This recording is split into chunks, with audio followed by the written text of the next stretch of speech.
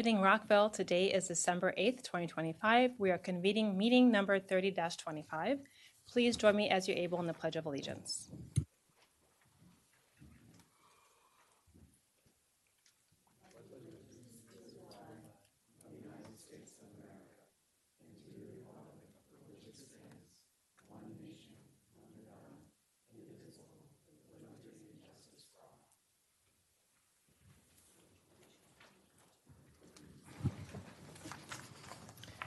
We'll now move to agenda review. Ms. Sarah Taylor Farrell and Judy Penny. Madam Mayor and City Council members, there are no changes to this evening's agenda. Thank you very much. And I just wanted to do a quick preview. We have some great things on the agenda today. We have a number of consent items that my colleagues and I will be addressing, A through E. And then we have the King Farm Farmstead Master Plan, which is posted on Engage Rockville, as well as the Montgomery County City of Rockville funding application for Community Development Block Grant. And then we have a detailed discussion, one of two sessions that we're planning on rental facilities and landlord-tenant relations. I want to thank staff for pulling together an excellent agenda and for putting forth some ideas like serious tenant protections, lease review, 2-year lease terms, early lease termination, getting some transparencies on fees and rental history, as well as banning potentially rental agnostic pricing. So that's what's on agenda for today. Then we'll look at our agenda for next meeting. Mr. City Manager, do you have anything to report? I do, Mayor. Thank you. Mayor Ashton, members of City Council, ladies and gentlemen, good evening. Two bits of good news. I announced a number of weeks ago in partnership with the police department that we're doing a new crime suppression task force. That is a joint partnership between the City of Rockville and Montgomery County Police. And the goal of that is really this time of year to try to do what we can to lower retail theft. Unfortunately, we do have a lot of retail theft along Rockville Pike, in and around metro stations. We've been out in force with a lot of steady presence. We have made a number of arrests, and that is good. But more than anything else, that presence is really making sure that people know we're serious about retail crime and theft, and we're trying to create a real safe environment out there during the busiest shopping time of the year. So we know that we've been receiving a lot of great feedback from store managers and shoppers that are out there. So I just want to say thanks to the police department for their great work in collaboration with the Montgomery County Police Department.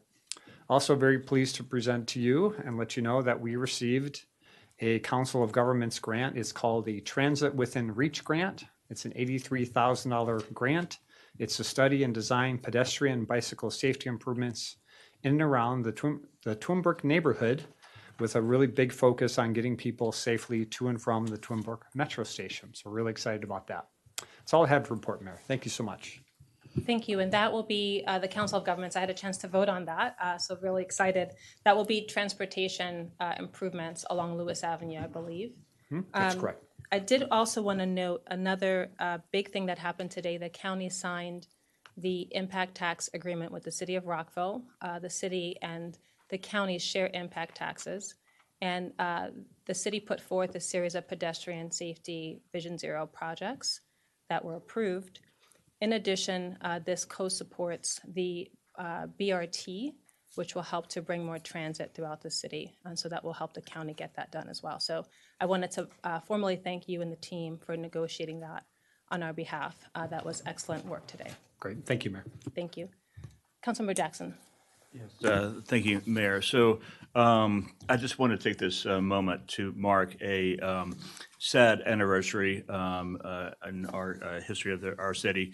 So on December 8th, 2017, Fire Captain, Rockville Fire Department volunteer, Sandra Cohen, December 8th, 2017, tragically lost his life while attending a call on 270. It was 8 years ago, and just take a moment to remember him and all the men and women who have been taken so soon in service to their communities. Thank you to the first responders, especially RCPD and RVFD, for their service to the community and for putting your lives on the line and for us. And to your families, I've gotten to know his mother well, going to the fire station, National Night Out. Keep them in your thoughts and your prayers. So thank you, Mayor. Thank you. I'll just also add on the Rockville Volunteer Fire Department, they do a lot of work to support EMT, which is our health. And in addition to the important work they do, they also bring holiday cheer. And so you can go to their website to see where they're going to be doing their fire truck visits all across the city to celebrate the holiday season, both for Christmas and Hanukkah. Councilmember Van Grant. No, we're just going to add what you guys have both said. So, Insane. well done. Thank you. Thank you. Okay. Also, just want to note that there are a lot of holiday events. You can find them out on Explore Rockville and the city's website. Okay. We're now going to move on to community forum. We have some list of folks who have signed up in advance, and I believe that is making its way here. All persons, please address the mayor and council. Please speak in a civil and courteous manner, and members of the audience, please also be respectful to each other. Each person is allowed 3 minutes, and we ask that you stick to the 3 minutes allowed. There's a time clock in front of you, and you will hear an audible beep at the end of your 3 minutes. Please state your name and whether you live within the city of Rockville for the record. The first person that we have signed up is Daphne Pereira. Is Daphne here? Welcome. Good evening, Madam Mayor, and good evening to all of you. I was actually supposed to speak to you privately in the previous hour, but something got mixed up. But I will bring this up right now because this is a very sensitive and personal case that I would like to address about Montgomery County Public School. I moved my son to this area recently, and I enrolled him at Wheaton High School. My son Gabriel was a 9th grader, and he was a very sweet child and a very musical-oriented child. He began his academics at Wheaton High School, but 2 months after that, I received a call from the assistant principal stating that he went to the principal and told them that he was going to be assaulted. I would like to know what was done in that case. I've not yet been able to get any answers. Furthermore, the very following day, my son was assaulted by 6 students just outside Wheaton High School. It was still on Montgomery County Recreation property, just a few minutes away. My son suffered very physical injuries and was hospitalized for over a month. Montgomery County Public School, Wheaton, did not charge the students. They said that that was up to my son, who was 15 years old, was traumatized, and was in the hospital for over a month. The following month, when he came out, I took him out of that school and placed him in Rockville High School. The school knew everything about the history of his attack, his emotional state, and his admission to the hospital. Yet, on one day on February 27th, I received a call from the assistant principal in this case. She stated, "We believe that your son has drugs in his backpack and he has left the school." I explained to her that I was a registered nurse working in a critical care area in the hospital, and what could I do at that moment? Where would I find my son? But she did not venture to give me any suggestions or advice. She focused on me going to the school the next morning for an 8 o'clock meeting to have a disciplinary action against my son. She did not stop to think about the ramifications that would occur for the rest of the 24 hours. I was in a state of panic at work, working in a critical care area. I didn't think what to do. Thank you, Mr. Mihalik. I'm going to see if someone from staff can take time to meet with you to learn more about this and to see how we can get in touch to help find answers and advocate with you. Mr. Mihalik, could someone from staff meet with her? Yep, happy to do that, Mayor. Thank Okay. you. I'm sorry to hear about that. Thank you. Thank you. We welcome Pat Reber.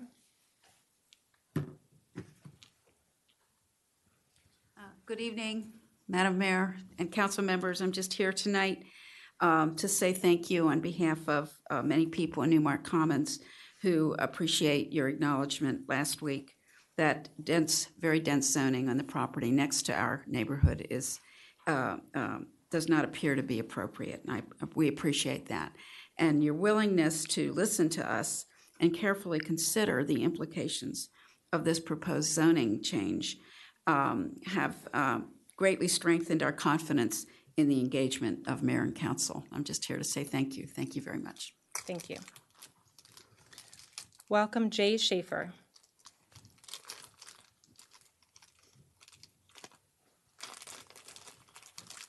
The next person to speak will be Wendy Murphy. Hi, good evening. Thank you for having me today. I came to speak today because, I was asked to. And what I wanted to talk about is some of my personal philosophies. My philosophies are that if you have rights on one side and responsibilities on the other, things get out of balance. I believe that tenants who pay good rent deserve a clean, dignified place to live. If it's not clear, I have a day job. I'm a real estate agent and I'm a property manager. I manage 4 properties in the city of Rockville, 20 throughout the area. I do believe that, we are all adults. We enter into an agreement. And when we make a deal for a clean, dignified place, you deserve one. On the other side, I also expect that we're all adults and you'll take care of the property that I rent to you, because the property owner is spending good money to provide a good property to you. I understand this isn't always the case when you're talking about the commercial property owners, but this is the individual residents of the area that I'm referring to. And I think that there's a lot of pressure to pass laws that I think are hurting the individual owners who are the local, who are actually providing affordable housing. We rent by the room. You're just not going to find properties that you can rent in a minimum wage environment and be able to rent a place on your own. So that's a little bit of who I am and my philosophy. I believe that we all need to have accountability for each other. And I think if we don't have accountability, we have some of the problems we talked about earlier that spill into other social areas. But I wanted to talk and address some of the items that you had asked me to talk about. 2-year lease terms. I think if you have a good tenant, a property owner would want to renew the lease. So I'm really not a huge fan of a 2-year lease, especially on the initial term. You want to get to know each other, make sure that it's a good fit. Early lease termination. I believe that anybody who the way I run my business, if somebody wants to leave, go, please. I don't want to hold you, because why does it torture you? Why does it torture me? I don't think it's really a good thing to do. Lease review and receipt. I provide a copy of the lease at lease signing. I don't see the problem with that. As a matter of fact, if you do it by paper, got 2 copies, we both sign together. Otherwise, it's electronic, you get a copy immediately. Tenant organizing, why not? If you can't stand up to scrutiny as a property owner, what are you doing wrong? We should all be able to handle things. Non-electronic payments, I have a bit of a problem with that. You get into a he said, she said, or he said, or she said, whatever, 2 people arguing. You need to be able to prove that your rent is paid, so have some sort of paper trail other than cash. Cash is problematic. Rent payment history, of course you should get a rent payment history. Algorithmic pricing ban, absolutely, but I would like to be able to still use the MLS. Court costs and legal fees, I'd love to get reimbursed. Fee transparency, of course. There's 2 sides, and when things get out of balance, you have a problem. Thank you very for your much. consideration. Welcome Wendy Murphy, followed by Jack Ring. Hi. Good evening. I'm Wendy Murphy, yikes. And I rent here in Rockville from a bigger landlord. So really different issues. Over the past year, renters were told that rent stabilization would stop development, that developers would leave the county and come to Rockville instead. more supply, lower rents. That was the expectation. Rockville's housing permits have fallen by 74% since 2024. Where are those housing units we were told to expect? If rent stabilization was rejected to encourage development, then why has development not materialized? Kind of know some answers. Instead, we now have fewer units, rising rents, and renters who remain unprotected. Montgomery County, which did pass stabilization, saw only a 50% decline in permits. Everybody saw declines in permits. It's not been a good few years. Showing renter protections and development can coexist. Without stabilizations, seniors and essential workers, all workers, I mean, this area is really in such a crazy place right now, already face uncertainty, and without stabilization, it's just, rents can rise suddenly and sharply. And I'm wondering, do landlords notify the city of potential evictions? If not, how can those notice periods be monitored and enforced? I mean, I see that we're making the period longer, which is great, but I'm wondering whether landlords have to report in any way about before it happens, not when it happens. The algorithmic rent setting, thank you for not wanting to go for that, because I was in commercial real estate. Yeah, do things like that anyway. And if we had the stabilization, it would not be a worry anyway. So, because it wouldn't come into play. The last time I was here, I think that was the time when we were, afterwards it was, we're never going to speak about rent stabilization again during this, I don't want to use the word that came to my head, until 27.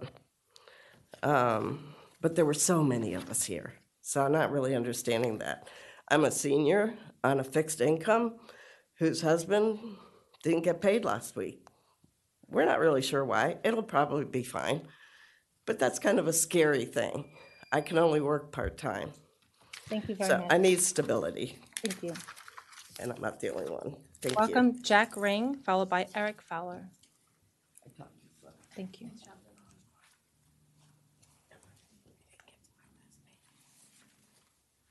I'll just note, if anyone is not able to send their full comments, if you want to email them to us, please feel free to do that. Thank you. Welcome. Hello, thank you. My name is Jack Ring. I live in Kings Farm, local Rockville resident. So my second time coming up and talking to y'all, and I can't believe this is what my voice actually sounds like. So sorry. So yeah, I think that last time I said something along the lines of we both have to have empathy. Both sides have to have empathy and listen to one another. And I'm hearing that has happened. And so I want to commend the city council and everyone else for their contributions and making trying to work towards a solution that works for everyone. Now, I think that what was I gonna?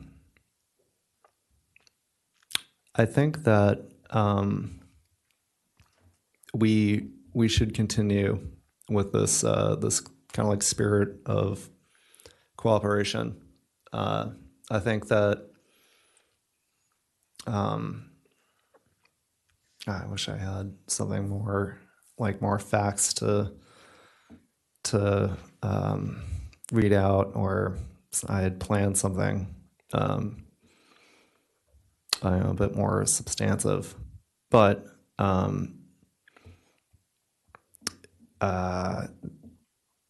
yeah, there were certain things that were promised about and reasons given for not stabilizing rent, and it seems that not all of those things have borne out.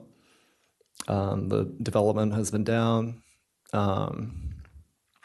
and there are lots of other problems that are facing renters and landlords. But in the spirit of this, renter, landlord, tenant, renter, property manager, agreement, there should be transparency. There should be honesty and a commitment for working together with one another to make an equal and balanced situation on both sides. So sorry for babbling and taking up your time. Thank you. Thank you for sharing your story. Welcome Eric Fowler, followed by Chris Madden.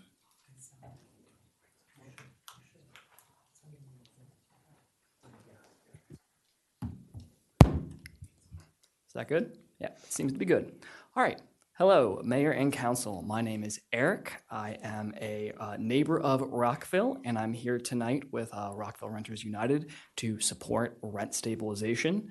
Now, I do recognize that tonight's meeting is not necessarily to discuss rent stabilization, but it's to discuss the landlord-tenant code. But I'm a little confused as to why we are setting that limit. Much of what is being discussed in the updates would actually be applied with the Montgomery County rent stabilization bill that our neighbors have. Things like bans on junk fees, limits on increasing for trash or parking fees. I'm also hearing talk that there may be there's talk about eliminating the requirement for reporting rent increases to the city. I think that'd be a huge mistake. Reporting that sort of information helps us keep track of what's going on in our city, especially when there's a well-publicized national housing crisis that very much applies here in Rockville.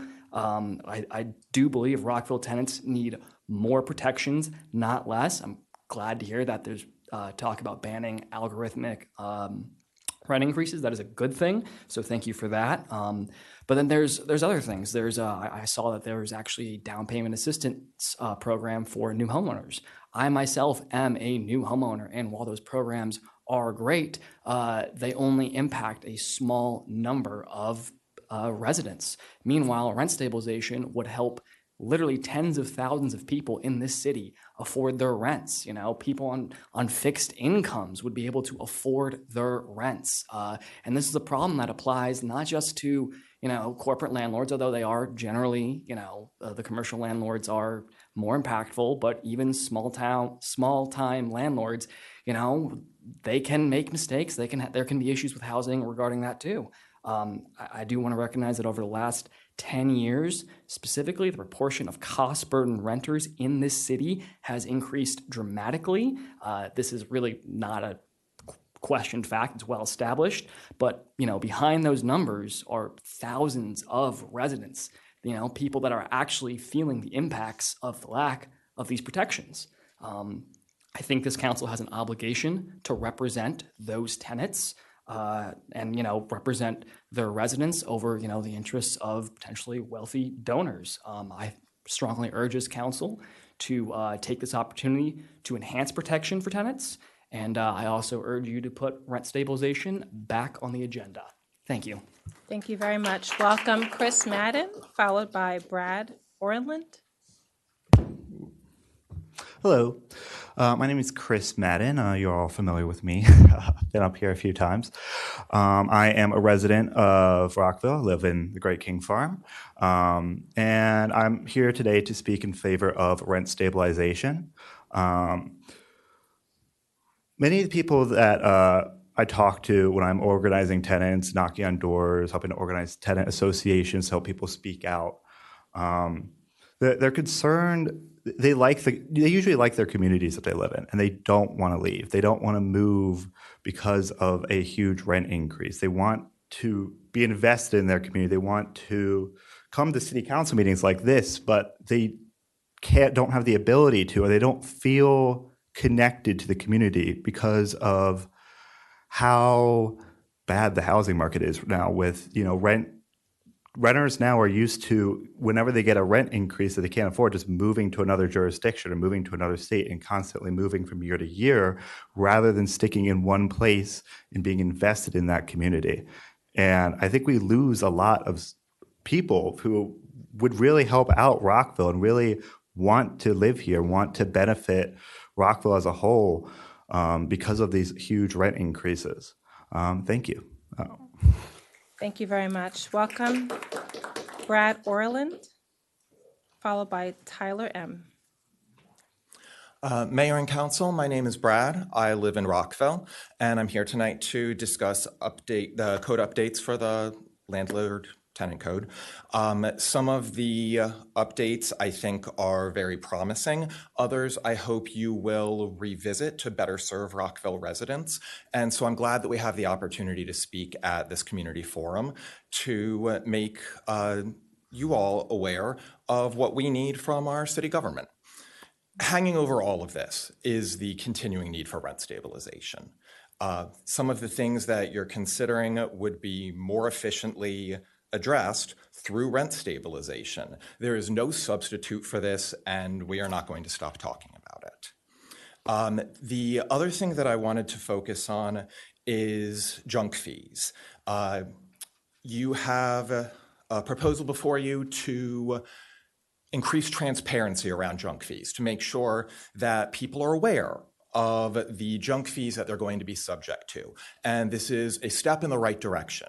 Junk fees are harmful, they are unfair, and they are unnecessary. Since you recognize that this is a problem, we are asking you to take the next step and ban junk fees altogether. When you know that something is bad, the solution is not to make sure that people know what bad things are going to happen to them. The solution is to prevent those bad things from happening in the first place. And you have the power to do this, and residents will thank you for it. There are a number of other important issues that you're hearing about tonight and which I hope you will consider, but I really wanted to focus on those two. Ban junk fees. If you polled Rockville residents and asked how we feel about junk fees, the public is entirely on one side on this issue. And if you were to land on the other side, that would send a very bad message about who you really represent. So I look forward to your leadership on this issue and taking that next step, moving beyond transparency is a good first step, but banning junk fees altogether. And the other issue is rent stabilization. Every time that somebody moves out of Rockville to Germantown or Frederick because they've gotten a double-digit rent increase, or that people who grew up in this city, like I did, decide that they aren't able to afford to live here as adults and they have to move out of state, that's preventable. You have the power to prevent things like that, and so far you have chosen not to. And that is a shame. That's all. Thank you. Welcome, Tyler Leclathian, followed by Madison Dunn. Well, sorry. Hey, Mayor and Council. I'm Tyler. I've been up here a few times, except this time I did not prepare at all. So you're getting raw and uncut today. The first thing that I wanted to focus on was this idea of safety. Mayor Ashton, you actually asked the crowd at the tree lighting if they felt safe. I was there. And then City Manager, you also talked a lot about safety when it comes to folks shopping during the holiday season. And I want to say that in our current economic climate, I don't feel safe. I feel that my ability to live, breathe, and enjoy Rockville is completely at the whims of the housing market and Beauregard. And folks can just decide to raise my neighbor's rent as much as they want without any control. And I think if we're really focused on the other piece of this, right, we want to make sure we have a safe shopping environment, that folks are not stealing from stores. We know what drives people to commit petty theft. It's that their other, their other expenses, their housing, their healthcare, their food, they're not able to access it. And so they're forced to make decisions they would otherwise not make in order to commit these crimes. You guys have direct control over how safe Rockville is. One of the things you can do is to, regulate the housing market.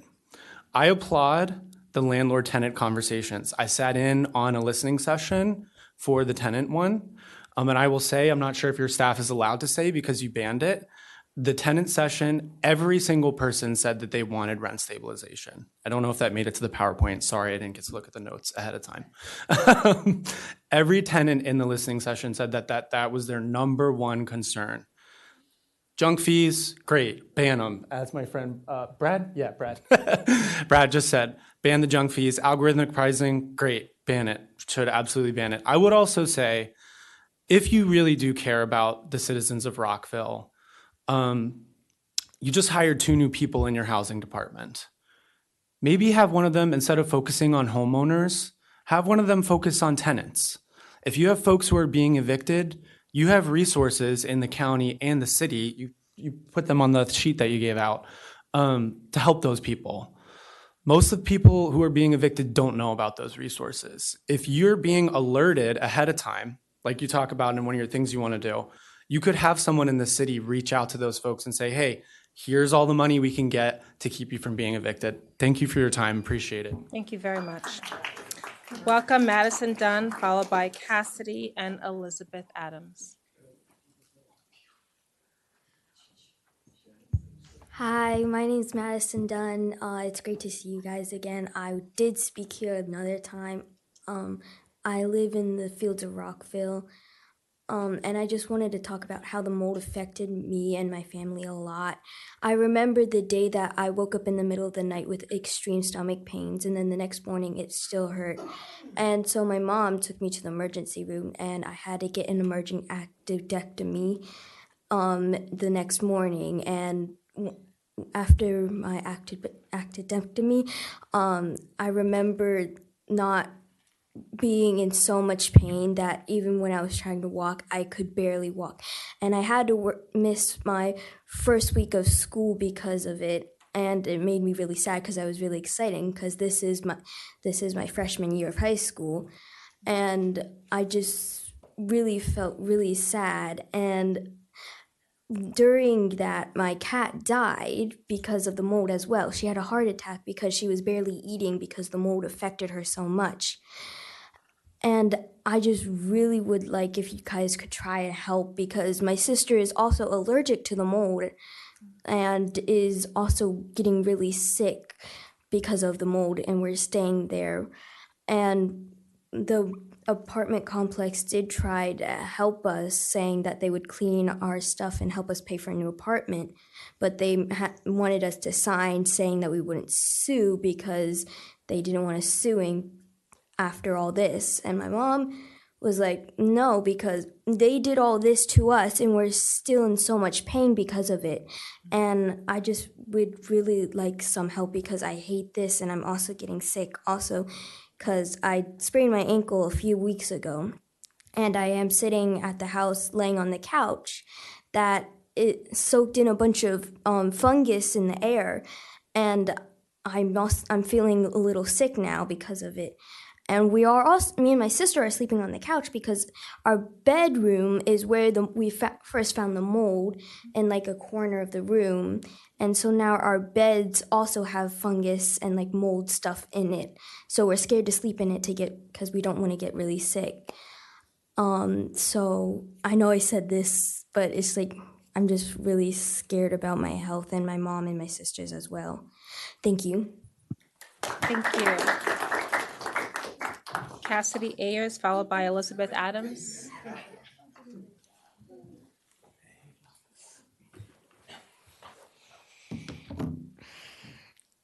Hi, my name is Cassidy, and I live in the fields of Rockville. We have been transitioning through hotels because they've been doing a lot of remediation, but every time we come back, there's something different going on.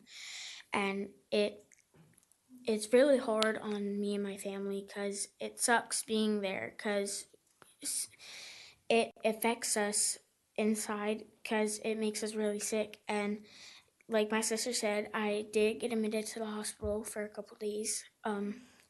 It wasn't fun, but at least I got better, and I hope that stays that way. And I hate living there because it's really hard for all of us, and I just hope we can find a better place and you guys can help us. Thank you. Thank you.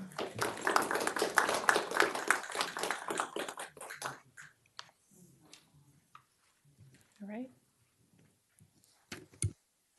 Hi, my name is Elizabeth Adams. I also live in the fields of Rockville. My kids are so awesome, I almost don't need to say anything. You guys know my story. You guys see my emails. The fields of Rockville is literally doing the bare minimum, and that's because they have eyes on them. I am back at my house in less than 2 weeks. I'm having headaches every day when I wake up. My body hurts to the point I can barely get out of bed. They've been at the doctor's, like 8 times in the past week and a half. I brought for you guys, in case you're interested, some of the termites that are crawling out of the screw hole for my toilet in my bathroom that they remediated just a month ago. I brought some of the slime that now grows in my toilet despite me cleaning it with bleach every 3 days. I also brought the trap that goes behind my toilet that has a bunch of pharaoh ants, which also breed in moist environments. So I think that is pretty indicative of the fact that even though they remediated my bathroom, there is still a huge problem.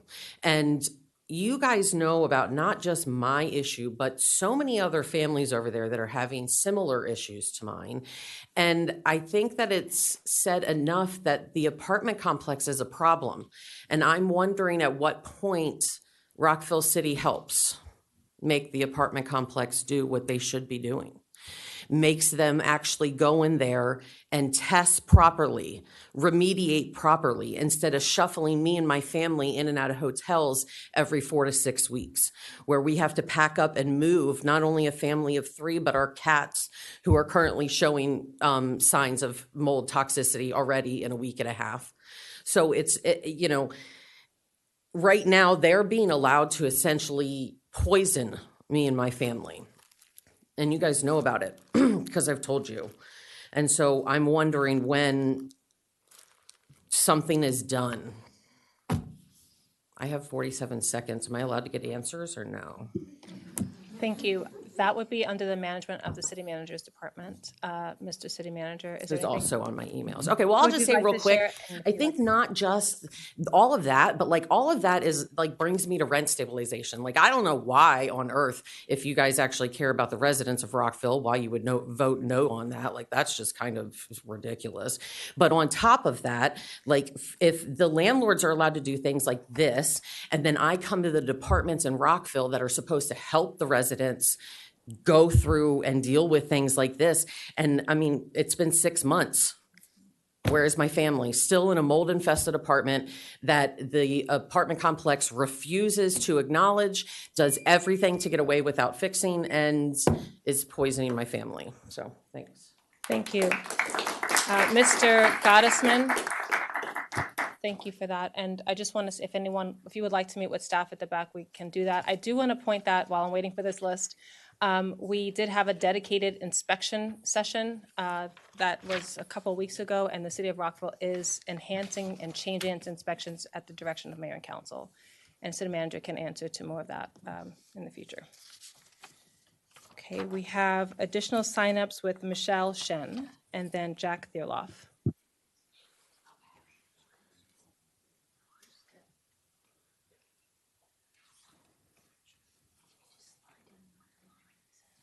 Hi, my name's Michelle.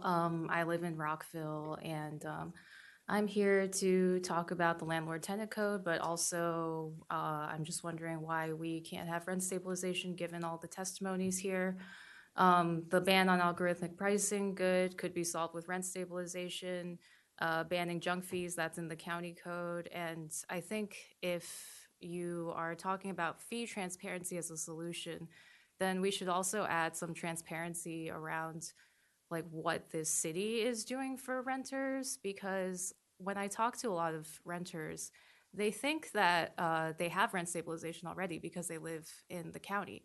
And they're usually surprised to find out that their rent can go up as high as the landlord likes.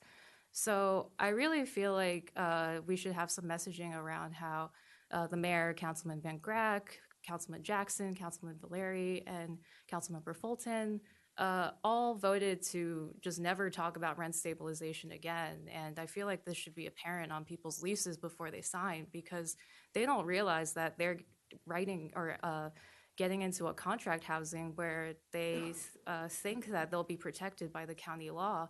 And then they find out later that they can get double-digit rent increases by Morguard or Greystar or whatever. So yeah, that's all I really have to say. Thanks for your time. Thank you. Welcome, Jack Fairlaw. Good evening, Mayor Ashton and council members. I'm Jack Theroff. I'm the chair of the city's Recreation and Parks Board, but I'm speaking tonight on my own behalf, and this is ahead of your review of the King Farm Farmstead Master Plan. Our feedback, or my feedback to you, has been we've been talking about this since I went to Julius West, which is a long time ago, as you can probably guess. And two, keep it simple and get it done. That's the message again tonight for you, but also for the broader community. Let's come together and get something simple and meaningfully done. Let's protect the farmstead by making it used and useful. Is the proposal perfect? No. Will it be a paradise for everyone? No. But it's a older set of barns, an older house. The city has a legal obligation to keep up. It's also an opportunity to repurpose those spaces to meet the broad public interest and preserve a part of the city's agricultural history. If you create a safe and usable space for city residents, we'll turn it into something special. And you can look at the community garden at the farmstead as an example of that. Just make the space safe and useful. City residents will make it something special. Delaying doesn't help. Let's start the work and make sure we're not leaving a bigger and more expensive challenge for our successors.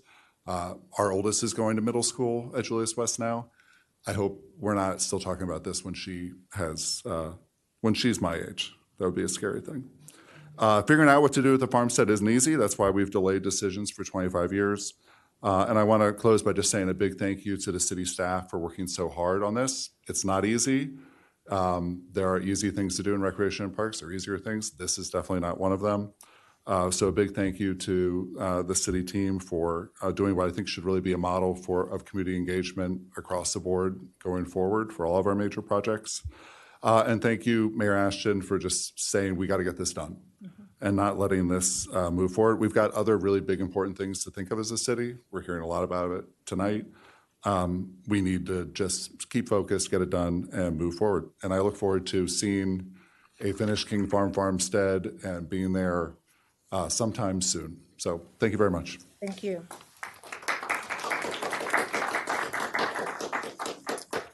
Okay, that exhausts the list of those who have signed up. Is there anyone else who would like to speak?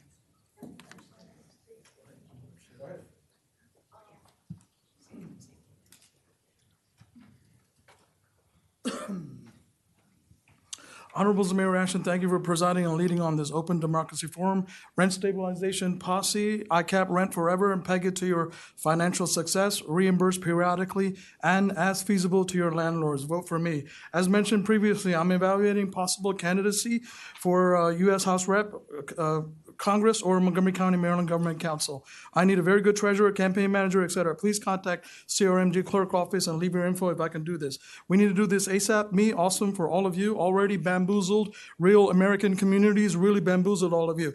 New immigrants, you need to earn at real USA American founder citizenship. This is not divisive. This is respect, deference to us as necessary. Our immigration policy set expectations.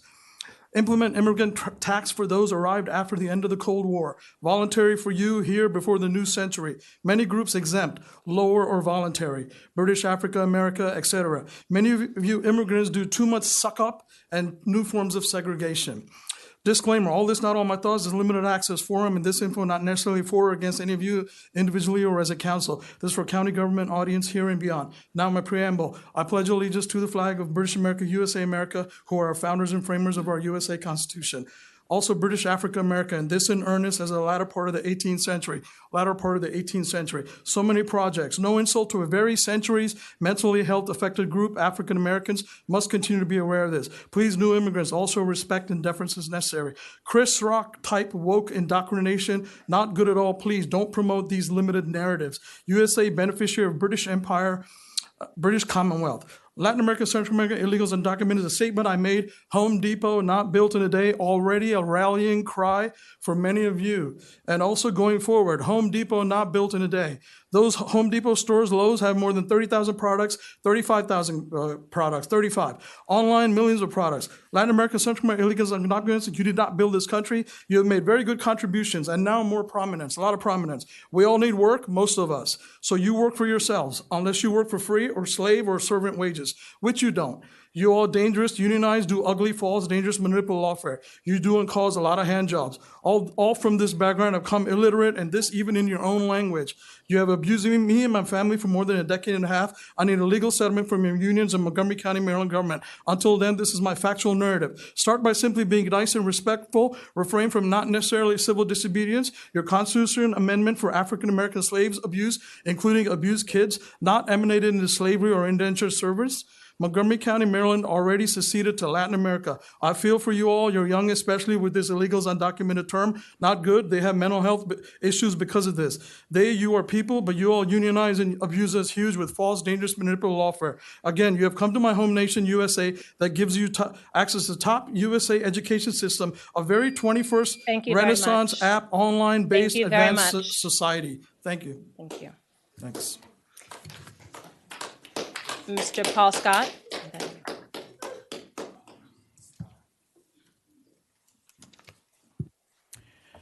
Good evening, Mayor and Council. My name is Paul Scott. I'm the president of King Farm, and I'm coming to you this evening with regards to the recommendation on the King Farm farmstead. First of all, I just want to state that we appreciate the work that the city staff and the mayor and the council have done with regards to getting impact and getting feedback from the community. Mr. Merlick, your staff has done a really good job. And it shows that the city of Rockville is very much focused on getting community feedback. King Farm is one of the largest communities in the city of Rockville, very diverse community. Renters, yes, Chris, we are renters. And Jack, you spoke very well. And owners, we have a mixed variety of housing in the city, in King Farm. One of the things that we are concerned about in the recommendation is just making sure that transportation issues were not going to have an unfair impact upon our community. Schools, transportation, safety issues, shopping, parks, all of those things are the reasons why people come to King Farm, why people come to Rockville. And as the mayor and the council and the city makes the decisions with regards to the farmstead, we just appreciate you taking those things into consideration as we go forward. One of the things I did note on the recommendation draft started on page 264 with regards to the impact statement. Three words, three topics: equity, environment, and economy. It was just very interesting that there was, in each one of those sections, there was not a mention of the equity impact upon King Farm, the environmental impact on King Farm, and the economic impact of these decisions and if this thing is not done right. So I just want to ask you just to keep those things in consideration, and even forward in the future when we do make these statements, that we not only talk about the community wide, but also have a consideration about the immediate area. But again, you all have done a great job. I'm really proud of the city, proud of the work. And again, even though our recreation parks director has long gone and she's gone to another area, the team did a good job, and we know that you all will do the right thing. Thank you very much. Thank you. Please state your name and whether you live in the city of Rockville. Hello, how you doing? My name is Jonathan Brown. I'm here on the behalf of my mom, Kamina Brown, who I'm advocating for, and on the behalf of my younger siblings. This matter has been going on for about 11 years. My younger brother, Isaiah Brown, he's 27 now. He's been on the program of Rockville Enterprise Housing for over 11 years. Right now, he just came out of the hospital from having his second open heart surgery to put the device in there to be able to keep his heart going right now. He's been on the breathing machine. He has lupus. He has the worst health problem in the household right now, and we're trying our best to keep him alive at this point. What's currently going on in my mom's housing right now is mice infestation really bad. There's holes in the walls. There's mold that they keep painting over. We talking about 11 years now, that my mom has been telling me about this. And it's getting to the point where I have to drive from DC and I have to approach the maintenance people. And I'm not coming at them in a way of trying to be violent or aggressive or anything like that. But, my brother's life is on the line. You know what I'm saying? He's been on his deathbed a couple times already. And he has specific notes from when he was in Children's Hospital in Washington, D.C., that he can't live in that type of environment. So we're thinking that this program is supposed to accommodate people with disabilities, which is kind of getting irritating to me because I'm like, y'all see me, I'm coming to speak to y'all. My mom's in fear, her housing and anywhere to live. Her job, she might not be able to work sometimes, which can, mess with her funds of being able to pay rent and things like that because she has to take care of him, majority of the time. So now we're to the point where while my family, I have 3 other siblings as well. It's not just him. I'm the oldest out of 5 boys, so it's getting to the point where it's like they're doing remediation while people are occupying the unit, which I know is you're not even supposed to do that. So I took it upon myself, and I'm sure I wrote everybody in here, emails, and I definitely spoke to the mayor, and she's the one that, point me the direction of landlord tenant.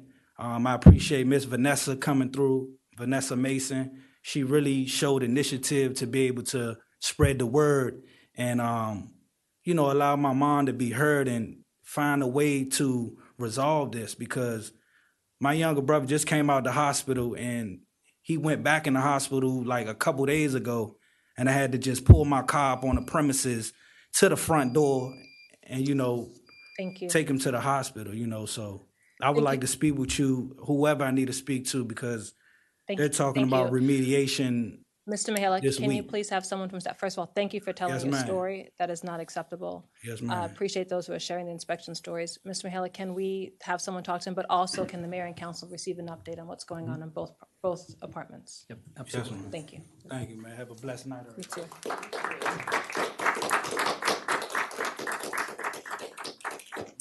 Is there anyone else in person who would like to speak? Okay, I'm going to go to those who have signed up for virtual participation. I'd like to first go to Shen Young.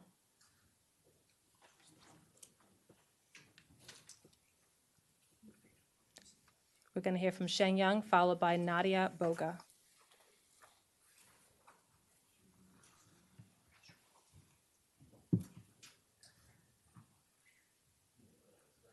Okay, I'm going to go to the next person.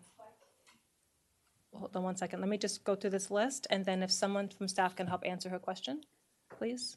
And if it's a testimony request, please let me know. Shen Young, Nadia Boga, Margaret Ratcliffe, Lee, And Ms. Sarah Taylor Farrell, can you see if these folks are online, please? We also had comments from Anna Chung. All right, may you please say your name? Danny Winborn? Yeah, I've emailed them again to let them know, and I've been emailing them, trying to get them to speak. Hi, Margaret Brackley is on the line. Okay, thank you. Please state your name and whether you live in the city of Rockville. Hi, my name is Margaret Brackley, and I recently moved into the city of Rockville in October of this year. I live over in the Farmstead district, and I would like to step back and first thank the mayor and the council members for hearing me today.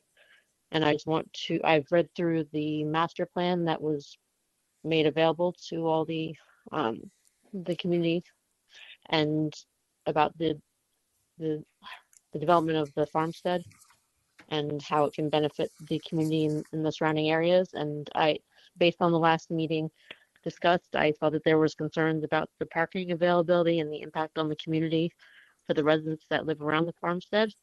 And I would like to add, as the as the residents of the Farmstead district are moving into their completed homes, that we would also like to voice our concerns about the traffic with as the Farmstead district is still under development.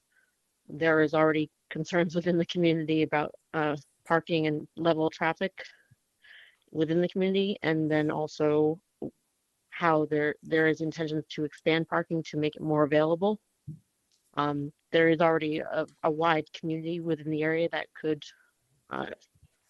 that could experience the farmstead, and so I would like to voice my request that the community members are also heard in terms of the impact on their homes and their everyday lives. Thank you for your time. Thank you. Okay, I'm going to call the virtual names once again. Shin Young or Nadia Boga, do we have them on? Okay, and then Mr. Cityman, yes. Please state your name, whether you live in the city of Rockville. Hello, can you hear me? We can. Oh, sorry, because I was trying to, and thank you so much. So my name is Nadia Bogaspihi. Thank you so much for giving me this opportunity. And also, someone says, you're doing a fantastic job for trying to renovate and make the farm live again and profit other people that can visit the site. We're just, my unit is at 2001 Hanson Norris Street, and it's at the corner, so I can overlook the parking of the farm. So I'm a little bit worried of the safety and security because there are no fence between the parking and the community.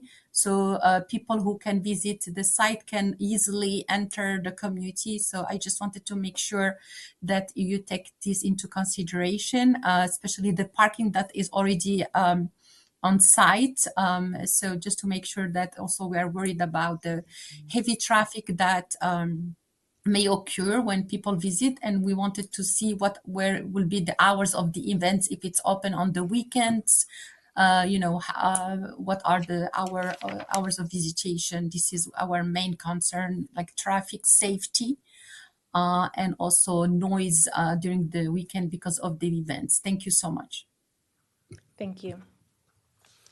Next, Asha Bihi would like to speak. Please come to the mics and state whether you live in the city of Rockville. Thank you. Thank you. I didn't know I have to sign in. I'm Asha, and I'm also Rockville resident. And nice to meet you again. I know Libby and I live the same apartment, and really that's not the main thing. I'm actually here. I'm originally from Somalia, just like I'm a immigrant. My kids are U.S. citizen, and I know I don't know what kind of power you have towards the school or the culture or just the community, what you can contribute.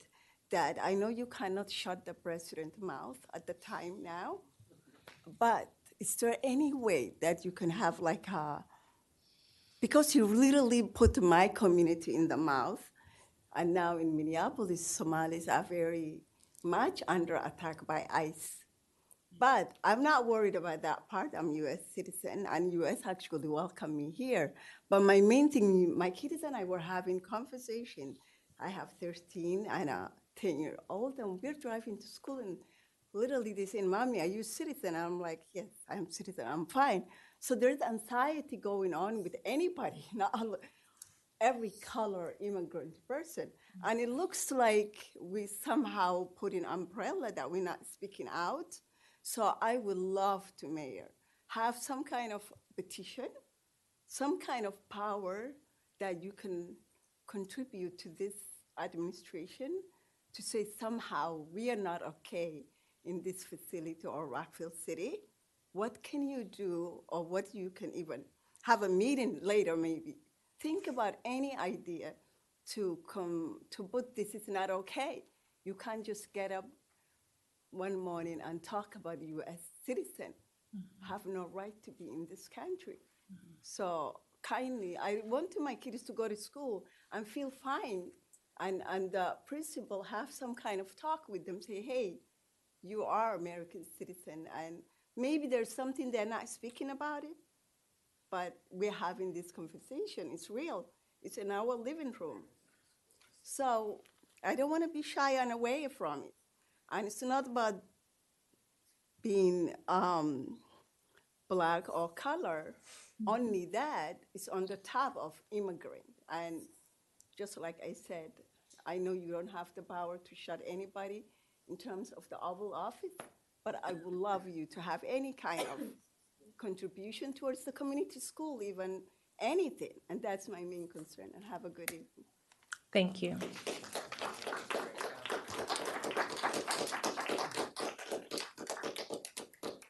We don't always have this kind of comment, but given what's going on in our country, I want to just say that we respect all Somali people. I have previously worked in the Office of Refugee Affairs and know there are many refugees in our city and our country who are contributing to our city and our country. This country is built on immigrants, and I just feel the need to just say that we respect all immigrants. We have a fostering community trust ordinance that's part of our code. We have also worked together to establish several no place for hate resolutions. This city is a welcoming city.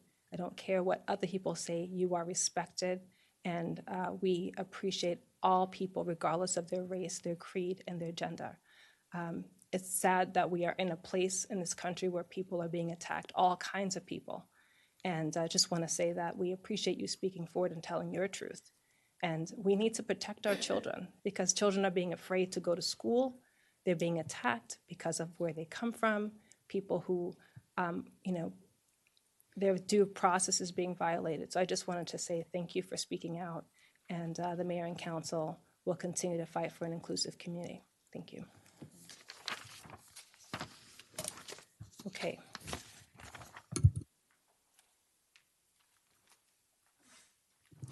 Thank Madam you. Mayor, there's one more speaker. Thank you. We have the person now? Yes, we do. Okay, please state your name and whether you live in the city of Rockville.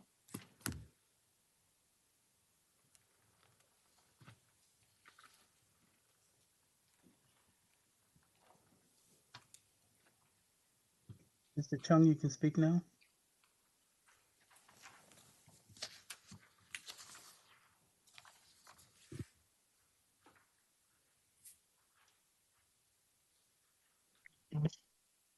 Hello, can you hear me? Yes, we can. Oh, okay. Sorry about that. No problem. Yeah, my name is Young. My wife and I recently moved into this community farmstead. We just purchased this condo probably 2 months ago. And I've just learned about this project that we're going to go through.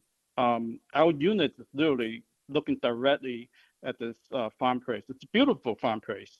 But my concern here is that the foot traffic, what would be looks like after this being renovated. And what I found out today from the HOA meeting is that our street here is public street, and anyone can park on our street, and there's no enforcement to see who actually park here. When this project is done, like what this traffic's gonna look like, and I can't imagine what would be. I would imagine that's gonna be, a lot of more people gonna be, coming in and go. Another thing is that our unit, fortunately, is actually like standing at Route 355. The noise that we coming from that highway is already a lot already.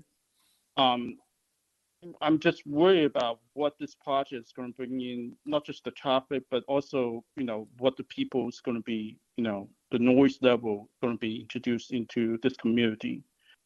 And lastly, because of bringing more traffic, what the safety to our family, like could be any random people could introduce, like to come in and go. So these are the concerns in my head, and I just want to know that is there any plan to address, like, the traffic, the safety, and the noise level that going to be introduced from this project? That's all I have. Thank you. Thank you very much. Thank you to everyone who signed up and who spoke out today to share your feedback with the mayor and council. I'm going to ask that we move through the consent agenda item first, and then we'll take a brief break. Okay, so for consent agenda, 9A, authorize the city manager to execute modification number 1 between the City of Rockville, Maryland Department of Natural Resources and provide a no-cost extension to the grant number 14-23088 TRF. That is related to public works and stormwater. Staff recommends B, the mayor and council award and authorize the city manager to execute a rider agreement for the purchase of various hardware, software supports, and professional services. And this is a lease agreement with Cisco Systems Capital Corporation for said hardware, software, and support. This amount is not to exceed $1.918 million. And C, award and authorize the city manager to execute a rider agreement with ATC Corp., a Maryland corporation, not to exceed $500,000 annually for the initial term, with terms and pricing consistent with Baltimore County contract for athletic court maintenance. D, authorization for the city manager to sign a grant agreement amendment with the Federal Highway Administration for the FY 2023 Safe Streets and Roads for All project. And then lastly, an approval of our minutes. I asked my colleagues, do we have a motion to approve, or does anyone have questions that you'd like to pull for any of these items? Okay, Councilmember Jackson. Thank you, Mayor. I move to approve consent agenda items A, B, C, D, and E. Thank you. Do we have a second? Councilmember Fulton seconds. All those in favor, please raise your hand and say aye. Aye. Excellent. Thank you all. It is unanimous. We'll take a brief 7-minute break, and then we'll be back.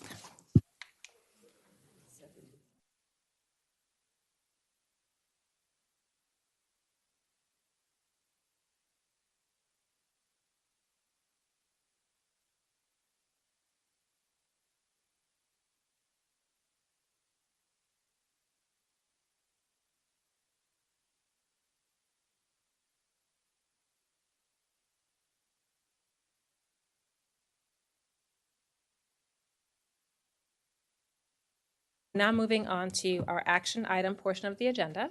And the first item is 11A, discussion and adoption of the King Farm Farmstead Master Plan. I'd like to welcome Chris Henry from our esteemed Recreation and Parks program. Thank you, Madam Mayor, members of the council. I'm Chris Henry, Deputy Director of Recreation and Parks. I'm here tonight to present the King Farm Farmstead Master Plan and request adoption.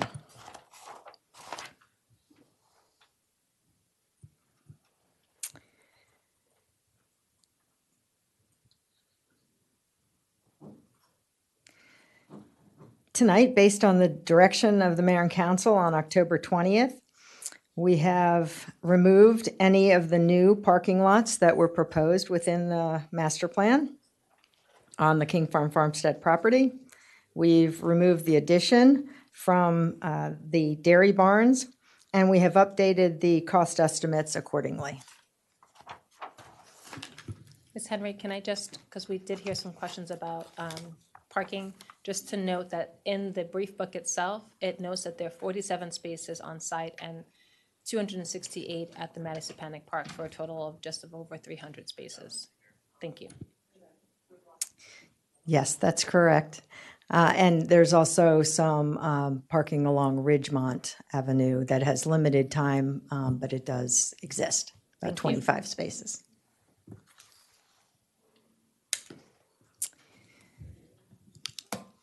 As this slide shows, we've removed the parking in the plan itself, and it shows the available parking within walking distance of Matty Stepanek, as well as along Ridgemont, and how it is close to the metro station and other parking areas, as well as a large number of residents within walking distance of the farmstead.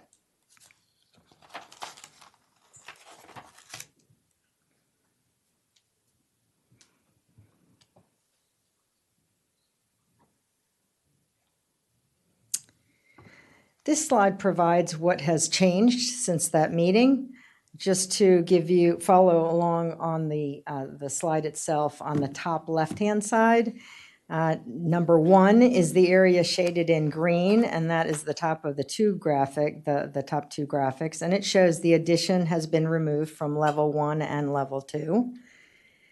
Number 2 is the area that the teaching kitchen, due to the removal of the addition, the teaching kitchen and the catering kitchen no longer has the economies of scale for a size multi-purpose room. So we have moved the teaching kitchen to the horse barn, and so that the programs will be flipped. So anything that was scheduled for the horse barn would now be in the dairy barn, and the programming for with the catering kitchen and the teaching kitchen would move to the horse barn. Once the addition for the dairy barns were removed, we wanted to make sure that there was a connection between the two, and that moves into the lower two diagrams.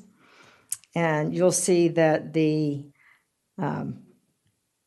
multipurpose room has been enlarged. Without the addition,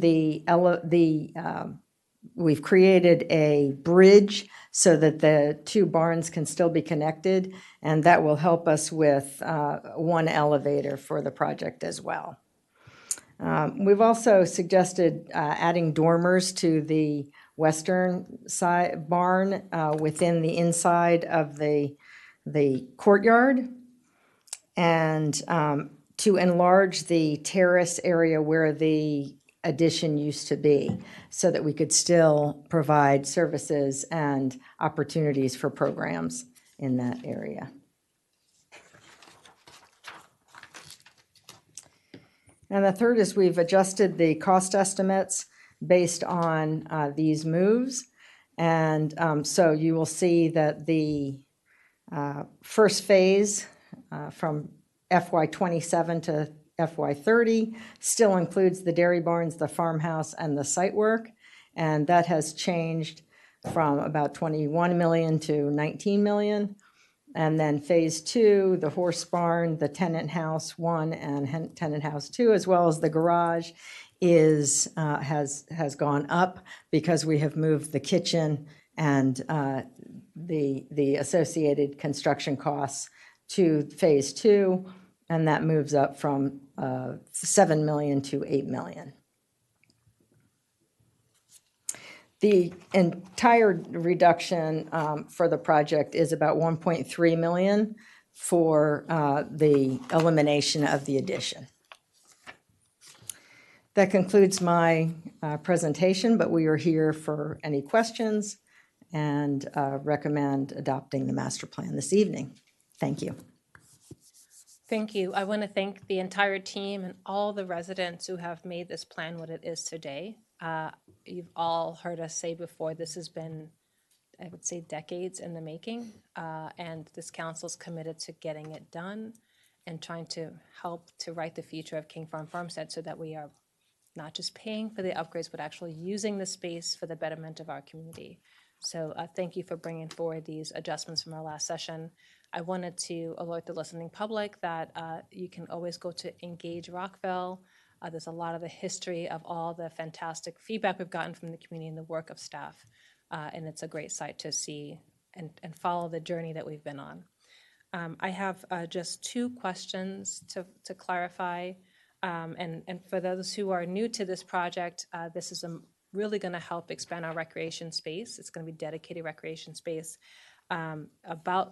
Across all the parking elements you noted is about 340, and we're looking at potentially adding childcare and multi-purpose space in the various structures and events as well. What I did want to check on is some of the feedback we heard from the Historic District Commission. I want to thank them for sending their letter in as well, is about the history and how we're going to put education and fuse that into what this property is. So I don't see that quite fully represented in the draft, and I support approving this plan today. But because this document is going to serve as a guide for future staff and bodies to finish out, because it's going to take multiple years to get done, I do think it's important to speak to what we're at least mentioned, that there's going to be some on-site education as well as signage to honor the history of this location, including, I know in the staff report, we've acknowledged that there potentially were enslaved people on this property as well. So I just want to see if we can approve, but add that piece in so that it's in the forever document. The second is I just wanted to clarify, so I know some of my colleagues have mentioned the silos and just how we're shoring up those silos, if you can just speak to that.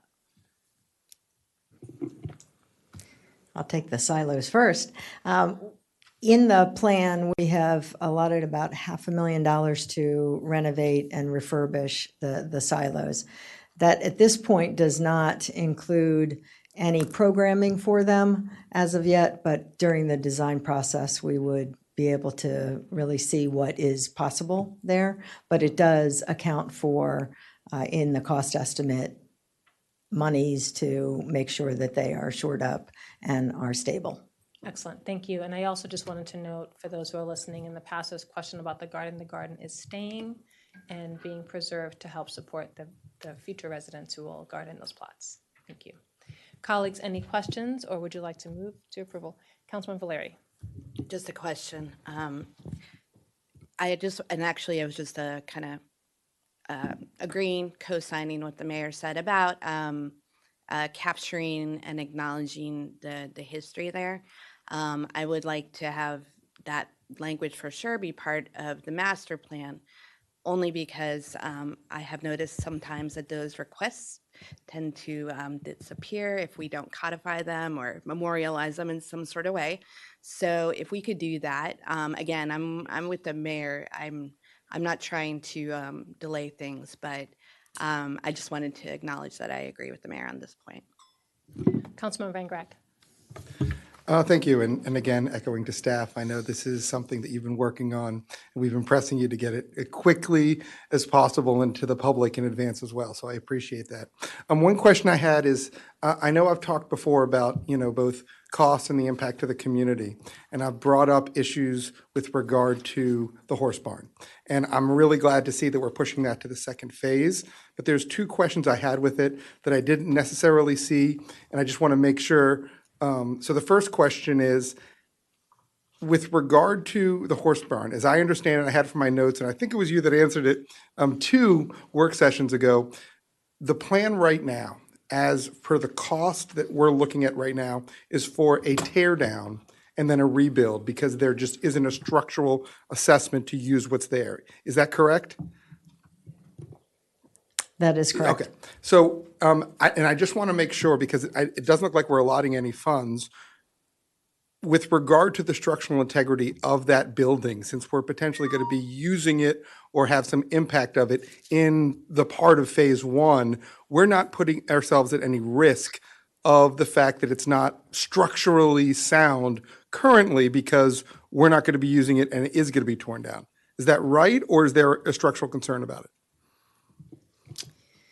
Previously, we have shored the building to a certain extent. There is only so much we can do structurally, but we have shored that up. So unless there is unusual winds, side winds, we are in pretty good shape to keep it for the next, until the second phase of the development. But since we're going to be doing a tear down and rebuild as part of phase 2 anyway, should something happen and it either collapse or something happen, that's not going to impede the cost of what we're looking to do. Is that right? I don't want to send lightning our way, but obviously nobody wants. I just want to make sure that we're everything that we're doing and not investing in it during phase 1 isn't really going to impact any significant costs that we're doing in phase 2. Yeah, we'll just use any of the materials that are there for any rebuild that we conduct at a later date. And along those lines, because obviously I'm also concerned about cost, if we get to that point and we get to phase 2, and for whatever reason, whether there's cost prohibitive or we've got the use that we needed, given what we are now, we can always make another decision as to how we're going to do the horse barn if we've already got the dairy barn and the other parts of phase 1 up and moving. That's correct. Okay, all right. I just wanted to make sure that because of how we've shifted phase 1 and phase 2. So once again, I appreciate all the work that you guys have done, and I really appreciate what you put together. Thank you. Just looking for hands. Dr. Miles, are you good? Do you have any questions? Thank you, Madam Mayor. I was just going to associate myself with your comments, thanking staff and those of my colleagues as well.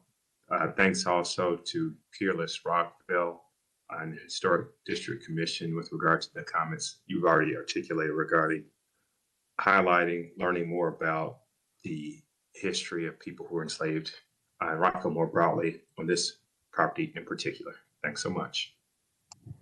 Thank you. Councilmember Jackson. Thank you, Mayor.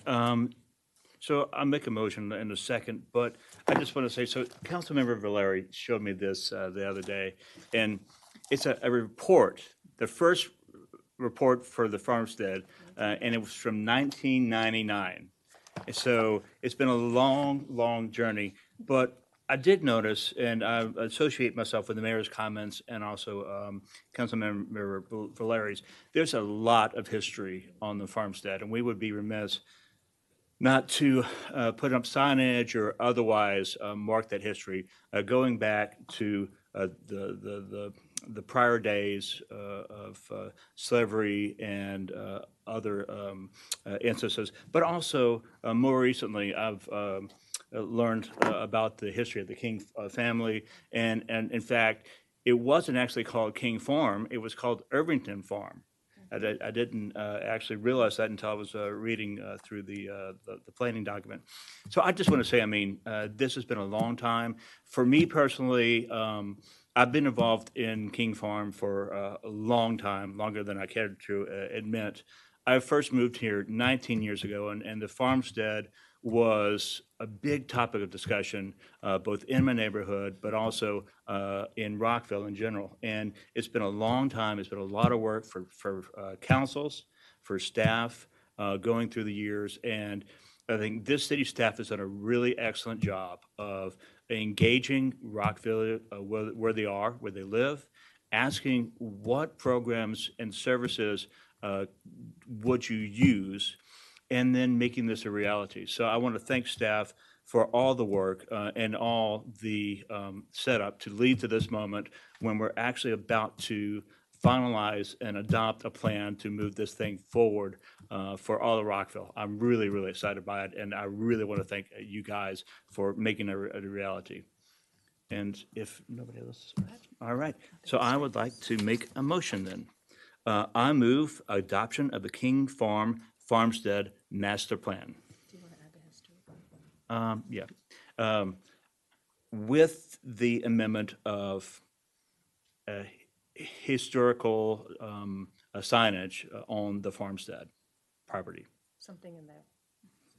You're saying something in the plan about history and education? Yes, I am. Okay, all right. There has been a motion, second by Councilmember Shaw. I'm looking. All right. All those in favor, please raise your hand and say aye. Aye. Okay, it is unanimous. Yay. Thank you so much. Thank you. We're excited. Thank you, everyone, for being on this journey with us. There were a lot of hands and brains on it. This journey will continue because a plan is only a plan until you fund and implement it. So that's what we're going to get busy on, and then budget season, and we thank everyone for being a part of this. Nice day in Rockville. Okay.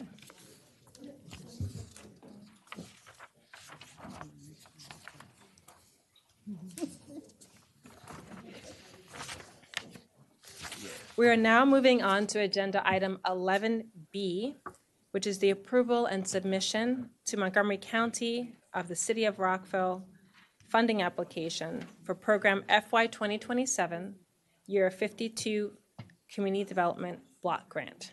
I'd like to welcome Jane Lyons-Rader. Hello, good evening. For the record, Jane Lyons-Rader, Housing Programs Manager with DHCD.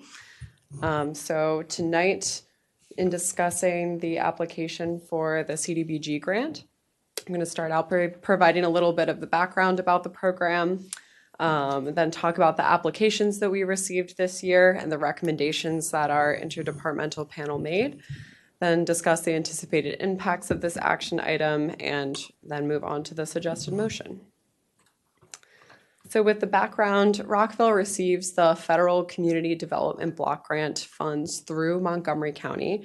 And so for fiscal year 2027 or grant year 52, we are expecting to receive $263,000 for the CDBG program, which is on par with what we have received in previous years.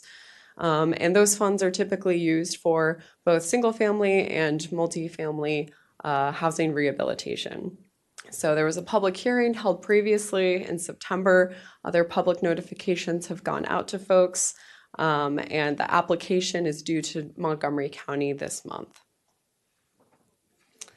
So with the single-family rehabilitation program, this typically includes repairs to owner-occupied properties that have code violations or things that could become health and safety concerns. So typical projects include roof replacements, plumbing and electrical upgrades, furnace replacement, kitchen and bathroom repairs, and the maximum that a household can receive is $25,000, although some projects require less funds. So typically we're able to assist between 5 to 7 households per year. Eligible homeowners need to be low or moderate income, and the funds are provided not as a grant, but as a 5-year forgivable loan on the home. With the multifamily rehabilitation program, those funds are provided to nonprofit housing providers who serve low and moderate income households. Typically, we're able to assist 2 to 4 providers per year. And we engage with providers ahead of the application deadline by offering webinars called Housing Provider Forums. So we held 2 of those this year that folks attended to learn more about how to apply for the grant. And then after that, we receive the applications, and those applications are reviewed by a cross-departmental committee. So here on this next slide is the applications that we received for FY27. We received 4 applications for projects totaling about $500,000 in requested funds. And then this chart here shows the organizations that applied, the score that they received when being evaluated by the review committee, the amount of funds requested, and the amount that the committee recommends. So Community Reach would like funds to support renovations at Jefferson and Rockland houses, which are permanent supportive residences for formerly homeless men and women. MHP would like funds for exterior rehab and site improvements at Bethany House, which is a low-income senior property. Cornerstone requested funds to replace flooring and windows at the Interfaith Works Taft Court Women's Shelter. And Rockville Housing Enterprises withdrew their application for this year. So the review committee recommends fully funding REACH, providing additional funding to MHP since the project is projected to require more funds than they requested, and to not fund Cornerstone at this time due to some concerns with the application that were detailed a little bit more in the staff report. And then with the allocation that's recommended for the single-family rehab program, we would be able to help a maximum of 5 households should we provide the maximum amount of funding per each of those households. So the anticipated impacts, we anticipate positive impacts on equity due to the focus on low and moderate income households, as well as positive impacts on the environment due to repairs to address environmental health concerns, as well as to enhance energy efficiency is always a focus. And then with the economy, a minimally positive impact because of relief financial pressure on homeowners, as well as support for local contractors who complete these projects. And that brings me to the suggested motion to approve the proposed funding allocations. And for your reference, again, here is that table with the suggested amounts.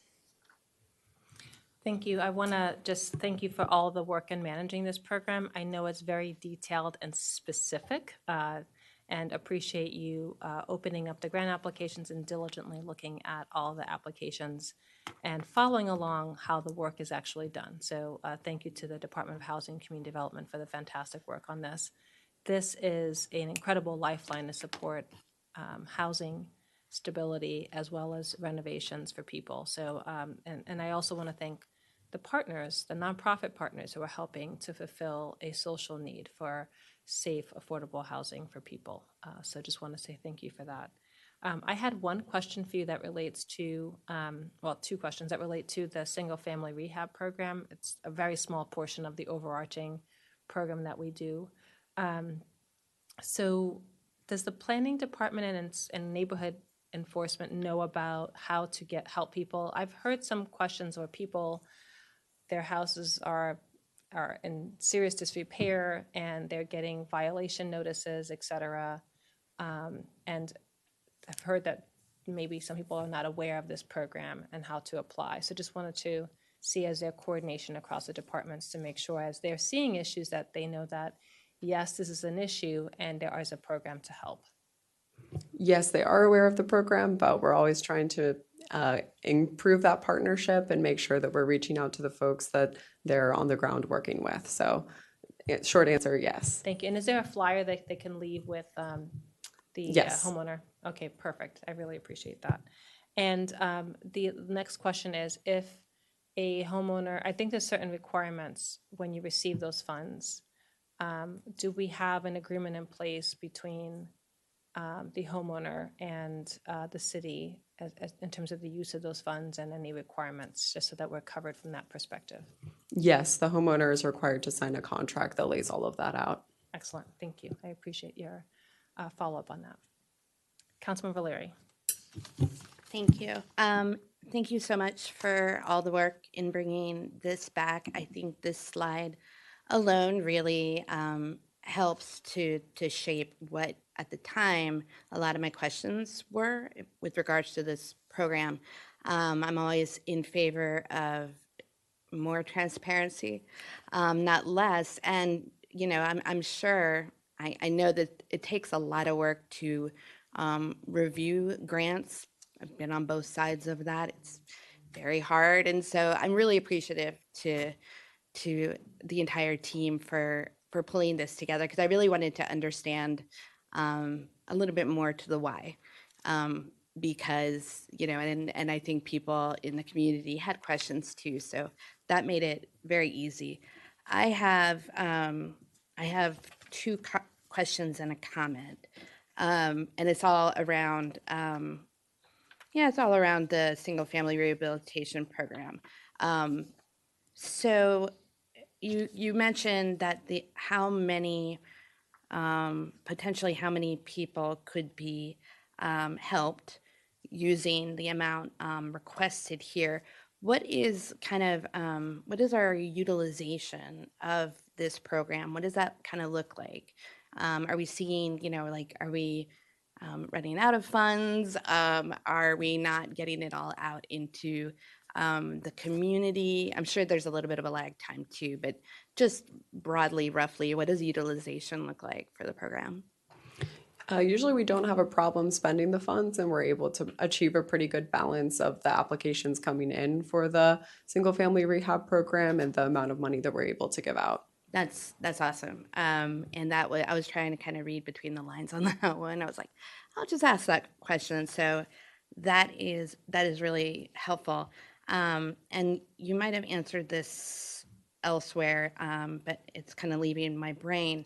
For the single family rehab program, eligible homeowners must earn 50% of the AMI. Is that kind of baked into this program, or is that something the city has control over? So with CDBG funds from the federal level, they must be used for low to moderate income households. So table 1 in the staff report shows what those AMIs are between 0 to 80% are eligible. So for the program, that is what we look for. Okay, that is really helpful too, because I was trying to think of, for a lot of the folks in my own neighborhood who I know have been really challenged in kind of keeping up with some repairs, or even looking at making their home more ADA accessible. It's the issue of being on a fixed income, and your fixed income doesn't fluctuate with inflation and so forth. So that's actually very helpful, and thank you for that. And I'm really excited for a variety of reasons about this program, but that's one of the big ones. My third point is a comment, and it actually just popped in my head while you guys were talking about. I kind of see a natural partner, perhaps, with the Villages Network as far as getting out there to help spread the word. Because I was trying to think through, like, this is a great program. We don't have a problem spending the money, but it's always great to, like, get more people exposed to resources like this that really need it. So I just put a plug in for the Villages Network as a great tool for kind of spreading the word. Thank you. Do we have any other questions? Madam Mayor, may I speak? Yes, Councilman Miles. Oh, thank you, Madam Mayor. I want to also echo the thanks to staff for their review. Thanks also for getting back to me with the number of questions that I had, some of which are irrelevant or moot at this point. I guess more points I have to raise are just food for thought, looking forward toward the future. I think MHP, the Housing Partnership, seemed to demonstrate in its application that they can put up their own money. I think the $60,583 and changes with regard to changes being made at Bethany House. I'm just mindful that, again, that we've been recommended to award them more than they requested, despite them demonstrating, I guess, in their proposal that they can put up those funds. The other part about the single family home repair program is that it's just been my observation over the years that it's staff and such, that sometimes it's been challenging to find projects that meet the criteria for it. So we can kind of see how it goes this year, but that money, if we're having trouble getting it out of the door, looking forward towards the future, whether a portion of it could be set aside for something like roof repair at one of the multifamily housing complexes that are in need of it, would be a recommendation if there's an applicant that submits an application that meets y'all's approval. Just a couple of points, but that's all I have. And again, thank you for entertaining these observations. That's all. Okay. Thank you, Councilmember Valeri. Madam Mayor, I would like to make a motion. I move to approve the proposed funding allocations and authorize the city manager to transmit the grant application and enter into agreement with Montgomery County for program year FY 2027, program year 52 of the CDBG program. Councilmember Fulton seconds. All those in favor, please raise your hand and say aye. Aye. It's unanimous. Thank you. Thank you. DHCD, please stay in place. We'll now be moving on to another item that was supported by and led by our Department of Housing and Community Development after many sessions with the mayor and council. We're going to be discussing the Chapter 18 update, which governs our rental facilities and landlord-tenant relations.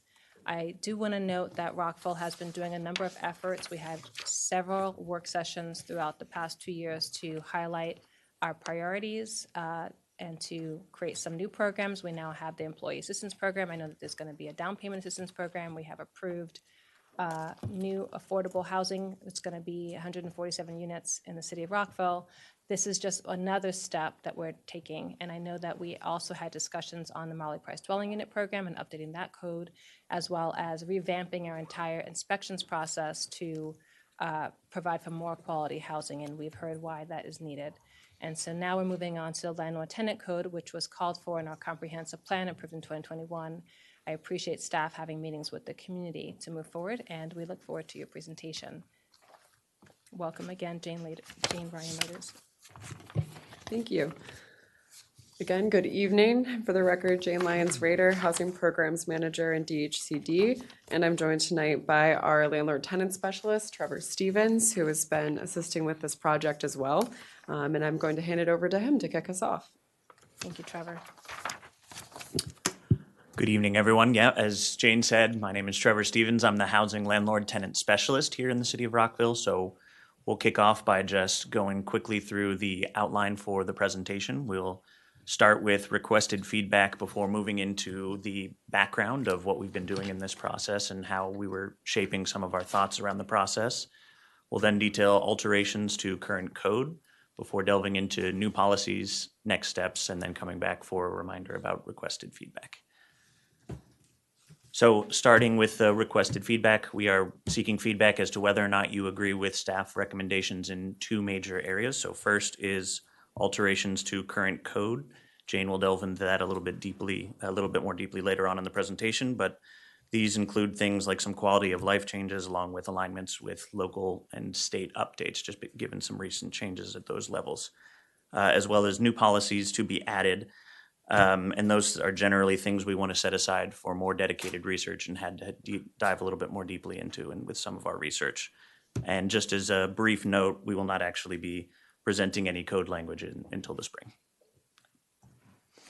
So as we know, housing is one of the 5 focus areas for the city at this point. We've had a number of work sessions in order to go over some of the housing principles and policies that we've been discussing, including 3 in the fall of 2024 on our housing strategies, where we decided that comprehensively updating Chapter 18 was going to be a major strategy.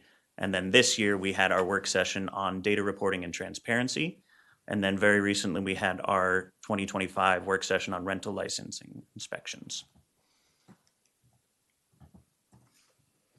And I know these have been presented previously, but we developed some of our goals for the landlord tenant code rewrite based off of input that we had previously received from mayor and council. And they include items like providing clarity, considering alignment, improving housing stability, requiring greater transparency, reviewing best practices, and trying to better connect data collection with city goals. So at the start of this process, we began with our public engagement session. So those came in the form of 2 virtual input meetings where we had one explicitly with landlords and then another with tenants. We were able to fortunately get the Engage Rockville webpage up and running before both of those input sessions happened, with the goal of then having a platform for tenants or landlords who maybe didn't get to share everything to have a platform to follow the timeline for the Chapter 18 rewrite, as well as complete some surveys and post questions or updates that they had about how the process was or general feedback about anything that they might have missed before.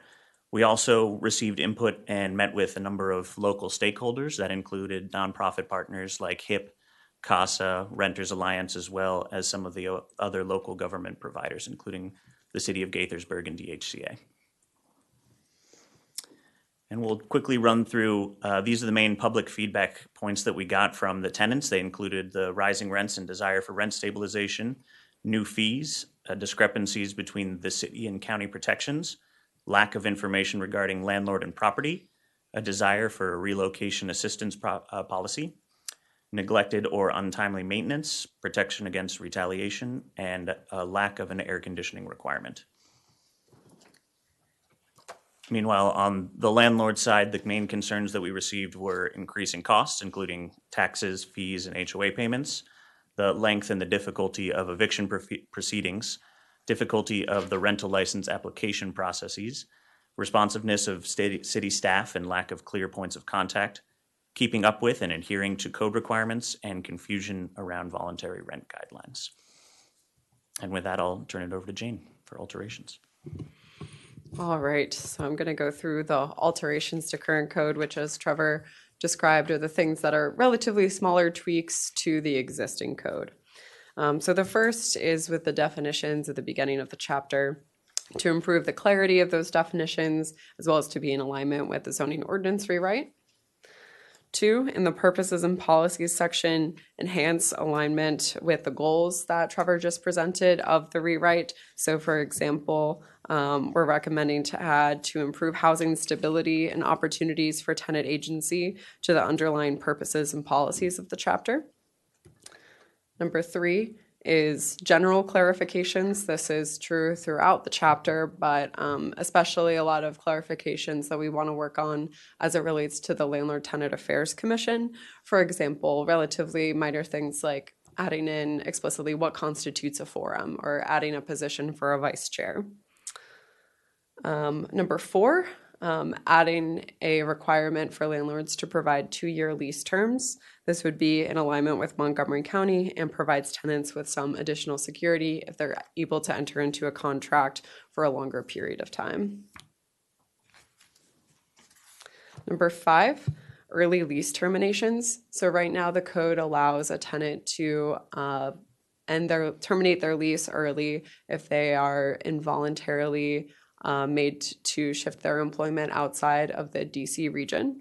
But we would like to add some reasons for tenants to terminate their lease early, including for domestic violence, the unit being deemed unable to be occupied for a certain number of days, the landlord's rental license being revoked for reasons related to the tenant's unit, or the landlord failing to make certain repairs required to correct a violation that affects the health and safety of the tenant.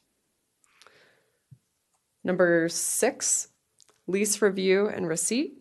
So this has 2 parts in its recommendations. So the first is that prospective tenants must receive a copy of their proposed lease at least 2 days prior to the day of its execution, unless the tenant requests otherwise. And the goal behind this is to allow tenants to have a review of their lease and all of its contents, since there's a lot of information provided in that ahead of the actual signing. Next is to reduce the amount of time the landlord must provide the tenant with an executed copy of the lease from 10 days of its execution to 3 business days. And the goal behind that is to allow tenants to be assured of their upcoming living situation as soon as is reasonably possible. Number 7, the renewal letter. We'd like to require the rental amount included in the renewal offer letter to match the rental amount listed on the renewed lease. This may seem really straightforward, but we've seen a good handful of cases where this is not being done, and so putting it explicitly in the code would make enforcement even easier for us. 8, a few items related to tenant organizing. First, to clarify that tenants may form, join, meet, or assist one another independently of property management or ownership. So that's to support tenant organizing independence. Second, to prohibit landlords from charging tenant organizations fees for the use of meeting rooms and common areas. And so that's to help support tenant organizations that might not have the fees to rent the space. Thirdly, allow tenants and tenant organizations to invite guests onto the premises to conduct activities related to the tenants' concerted activities together. And so that's for situations where a tenant organization is inviting in an outside group that specializes maybe in tenant organizing or tenant rights to be able to talk to those folks and help to educate them. Number 9 is non-electronic payments. So tenants must be provided an option to make payments via non-electronic or web-based methods without being charged additional fees. And the idea behind this is that not everybody has access to the internet or reliable access to the internet, and so not penalizing tenants who don't have that ability to pay. Number 10, rental payment history. Tenants should be able to request and receive their entire rental payment history. Again, this is one that seems pretty straightforward, but we've seen some cases where that is not the situation. So again, putting it in the code would make it easy to explicitly point to. Number 11, notice requirements. So for all legally required notices, notices must be provided in hard copy written format. And again, this is because not all tenants have reliable access to the internet and could miss a notice if they are not being posted in a hard copy format. 12, rental inspection frequency. We're recommending to remove the requirement to inspect single-family dwellings when the tenant changes. And that is because single-family properties are already inspected during the rental license renewal every 2 years. So that is already happening on a routine basis. Now this section is a little bit more dense, and we talked about some of these things previously in June on the work session on transparency. So a lot of this is sort of reviewing what we talked about then and the recommendations that were discussed. First is lease collection of landlords submitting standard leases at the time of the rental license renewal. And that's a theme throughout this, is shifting a lot of the data reporting and providing information to the city at the point of the rental license renewal and doing it through that process rather than having notifications that landlords have to send just to the department generally. Applicability, the data reporting requirements would apply to all landlords. And I want to note an oversight in the staff report that in a previous work session, the one in June that was mentioned, there was support among the mayor and council for removing the 8-unit minimum. And so we have made that change that it would apply to all landlords.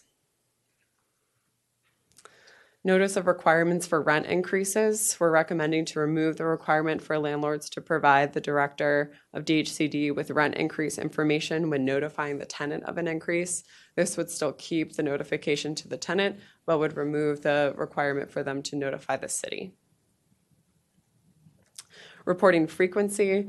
Again, this is shifting things to being, instead of monthly as it currently says in the code, to annual at the time of rental license renewal. Although for single family properties, that would be biannual, and collect that data through the rental license process.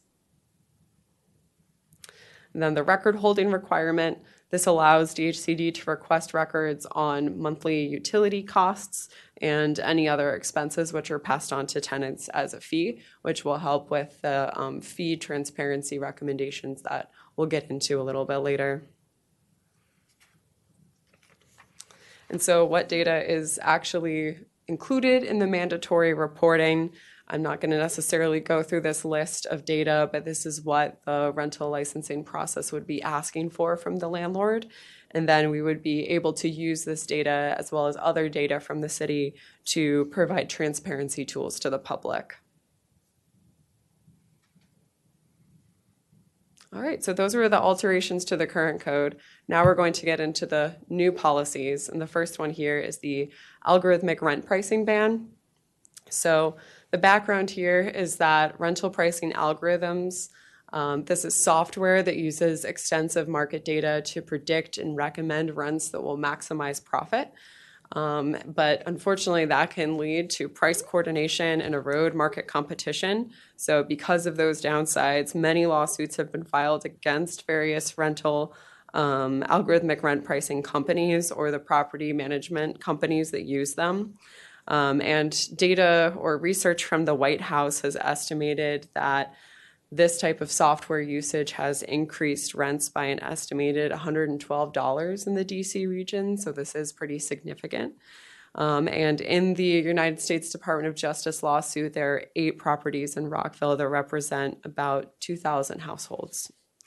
And because of all of this, New York, California, and 11 cities have gone ahead and banned the practice. And I want to note that since the staff report was written, there has been news on the front as it relates to the DOJ lawsuit. It's nearly settled at this point. It's not official yet. The agreement includes no financial penalties, damages, or findings or admissions of wrongdoing, but it puts some guardrails around what data RealPage can collect and how it can use it. Most notably, it has to cease using non-public, competitively sensitive information. So that's a recent update, but even given that, we are still recommending that we move forward with banning algorithmic rent pricing in Rockville. And some considerations for that, we want to make sure that we craft it as carefully as possible. So some considerations are to have it to be broad enough to cover non-competitive rent pricing agreements generally, not just software. To define algorithmic devices as ones that use non-public competitor data. This is an issue that happens when if it was only public data that was being used, that's how RealPage has sued the city of Berkeley, because Berkeley did not necessarily make that distinction about non-public and public data. We also want to make sure that any ordinance addresses price collusion on fees and any other rental terms, so not just the monthly rents, but colluding on those other things that matter as well. Make sure to exempt owners of multiple properties from using data related to their own properties. And then we also want to make sure that we craft the language in such a way that we can put out the transparency tools that we've been thinking about, using the data that would be reported to us in ways that would not be in violation and would mitigate any unintended consequences. So that's the algorithmic rent pricing ban. Next, I'll move on to court costs and legal fees. Some background there is that landlords are able to recover court costs from tenants if 3 conditions are met. First, the court rules in the landlord's favor, the lease allows it, and the total amount does not exceed the security deposit. So our recommendation here is really focused on that number 2 part about what's allowed in the lease. So, excuse me. We would like to recommend prohibiting leases from requiring a tenant to pay legal costs or attorney fees other than those awarded by a court, and that any lease that requires a tenant to pay those legal fees must specify that attorney fees aren't part of the tenant's rent, and obligate the landlord as well to pay the tenant's attorney fees if the tenant wins in court. And so this recommendation is modeled after Montgomery County's lease prohibitions on court costs and legal fees, and so would be in alignment with them as well. All right, now another meaty one of fee transparency and restrictions. So some background here about fees. So non-rent fees can add 10 to 30% onto a renter's total monthly cost. So it's something that can really greatly impact affordability.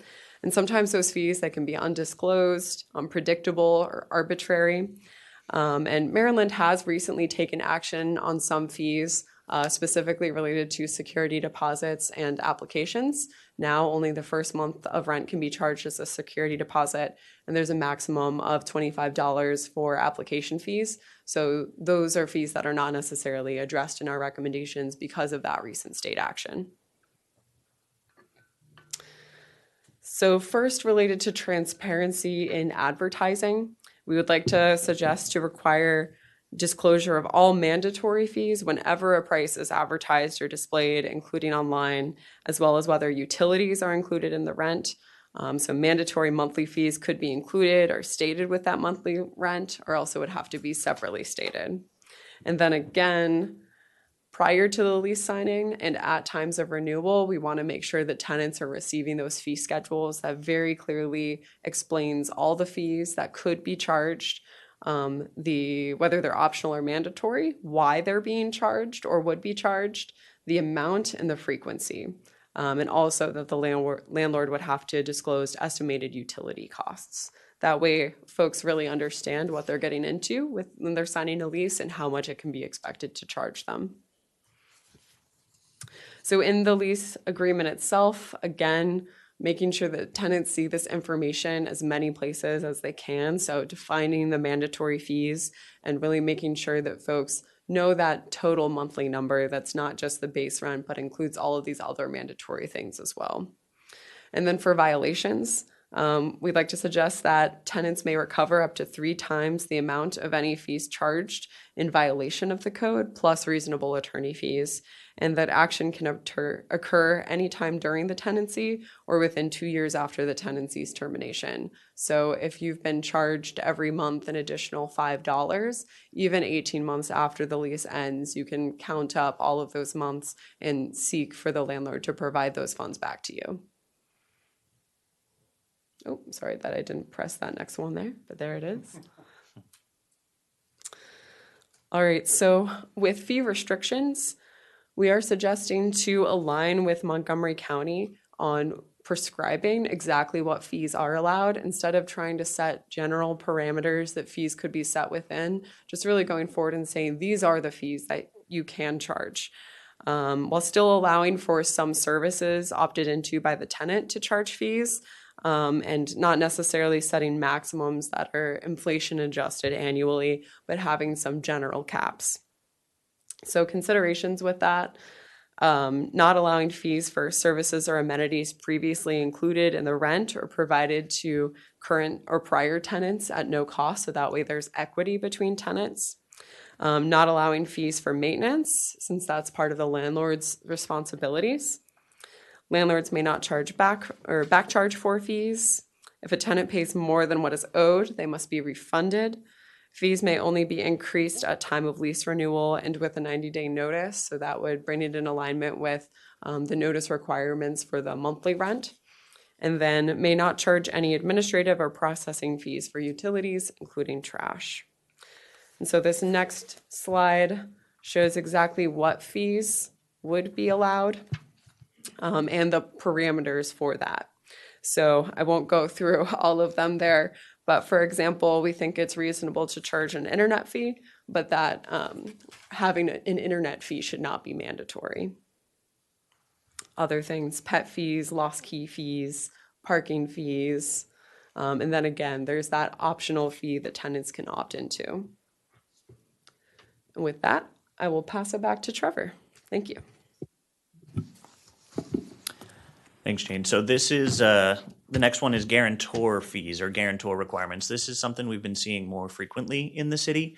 A guarantor is a person or a company who can act as a financial agent to take financial responsibility for a tenant's rental payments if they're unable to pay. So almost like a cosigner, with the caveat that the tenant then is responsible for paying a guarantor fee. And those guarantor fees can range from 4 to 10% of annual rent, which is $2,400 on a $2,000 per month apartment. And this is something that we've seen increasingly landlords could offer to potentially risky tenants. As of now, no localities have placed any sort of restrictions on when a guarantor is required. So as far as recommendations, we don't necessarily want to curtail an avenue that could potentially provide an avenue for housing for some people, but we do want to make sure that we create parameters for when a landlord may require a guarantor, as well as providing the reason in writing as to why they are requiring a guarantor.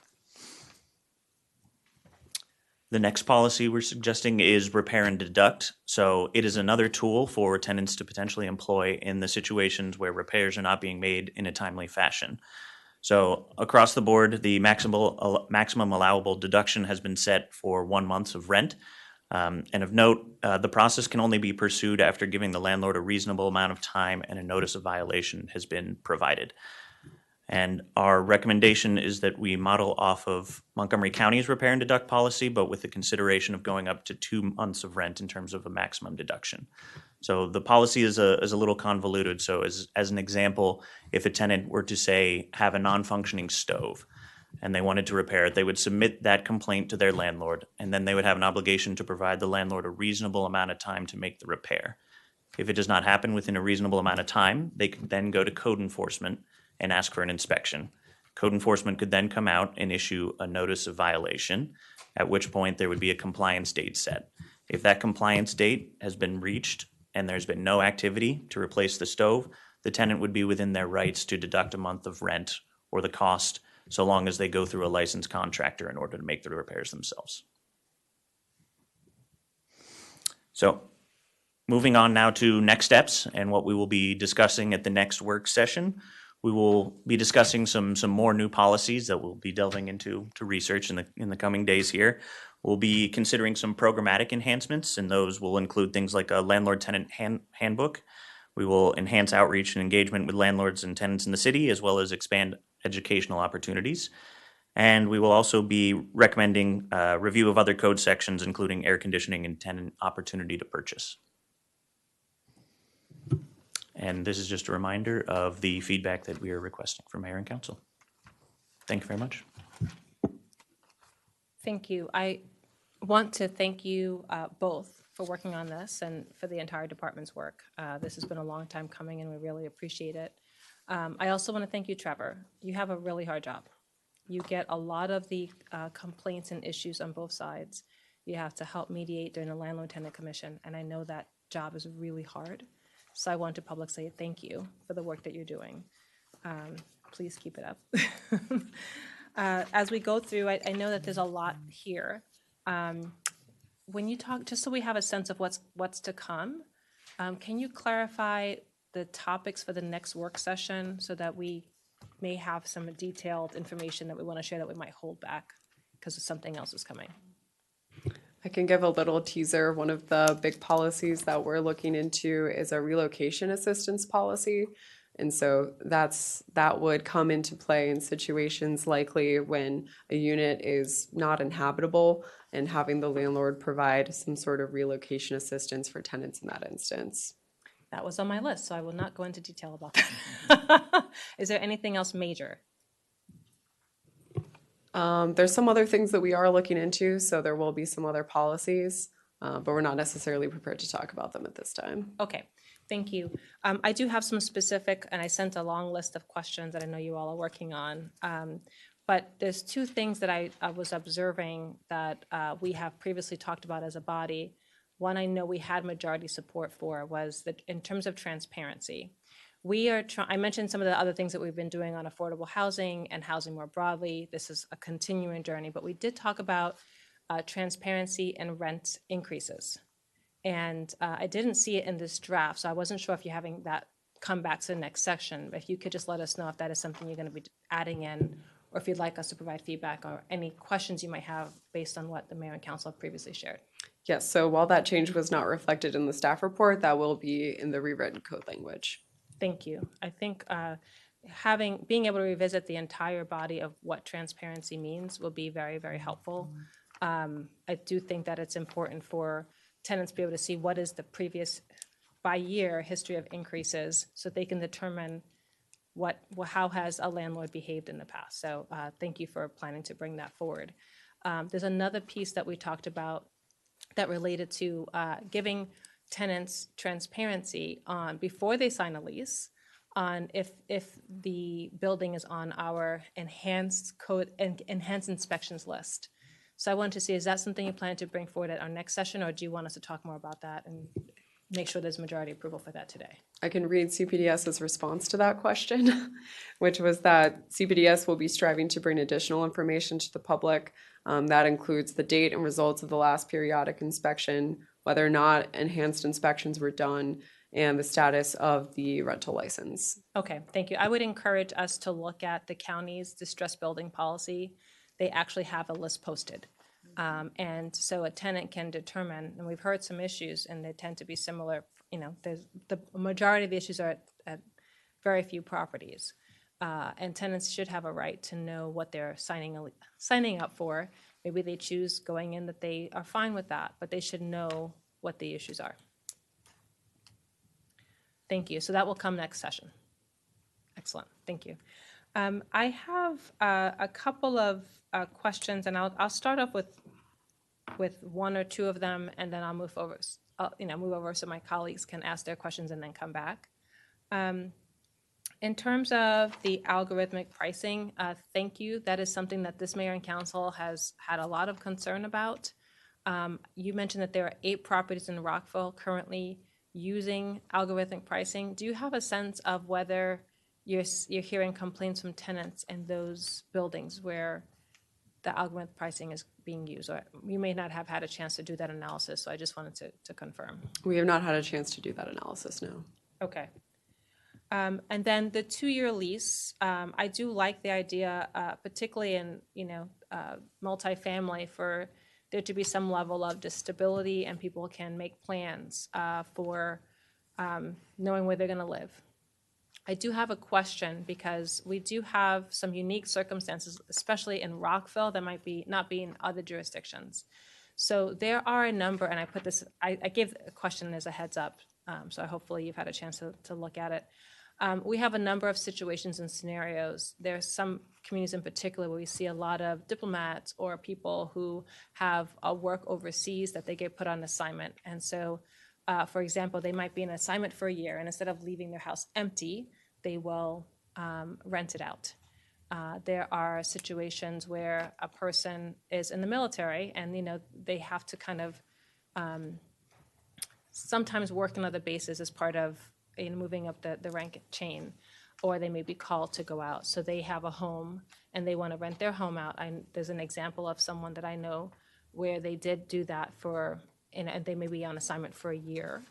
And then the other example I've seen in Rockville is a growing trend of digital nomads and people who want to pack up their stuff for a year or a set time and see the world or travel the country and then come back. So in those situations where we'd rather a house not sit empty, but there is a homeowner who is not going to be in it for a year and wants to do a 1-year lease, do we have any flexibility in the code for those kinds of situations? And maybe it's, I don't know, if the person lives in the home or if it's like a 2 or 3 or more, they don't own multiple properties. These are small homeowners.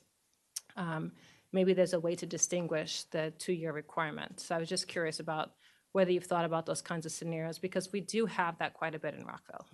Yes, so when putting together the actual code language, we can consider including in that some sort of exception for military service or for single-family homes. Okay.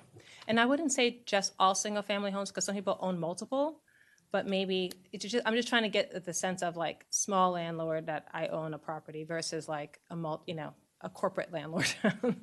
But I think that is important because we do want people not to have their houses sitting vacant if someone else can live in it. And conversely, we have a lot of people who move to this area for fellowships and internships and there for a year. So I also like that it's optional for the tenant to decide whether they want to do a 1 or 2 year. It's just offered. So thank you for that. I have many other questions, but I want to pause and see if my colleagues have questions. Councilman Van Grack. Thank you. And I, of course, want to echo what the mayor said. You guys have really been working on this. It can tell. And a lot of our feedback is in here and it's important. And I'm glad also to hear you say this is just part, because there's a lot of different ways that I know that we can help the renter community and truly make it more not only transparent, more fair, more equitable. And I think this is truly a great start. One of the questions I had is with regard to fees, because I know we heard a lot of testimony, and I know that this is important because I was actually in Annapolis supporting Delegate Vogel's bill with regard to junk fees. And so I heard a lot of the testimony. I want to clarify a few things. One, I know that 2 of the areas that was discussed a lot, and we actually had other delegates discussing this with other landlords, is the common ownership fees as well as the trash fees. And I know specifically that that's not included on our list. And I want to clarify, does that mean that we're essentially saying that those types of fees, a general common ownership fee that applies, as well as a general trash fee? I know we talked about administrative trash fees, but there was a discussion amongst the committee with regard to trash fees. Are we essentially saying those are banned from Rockville landlords? No, so this specifically doesn't include utility fees, of which trash would be considered. And it does include common ownership community penalties, but you're correct that we're not including the fee itself.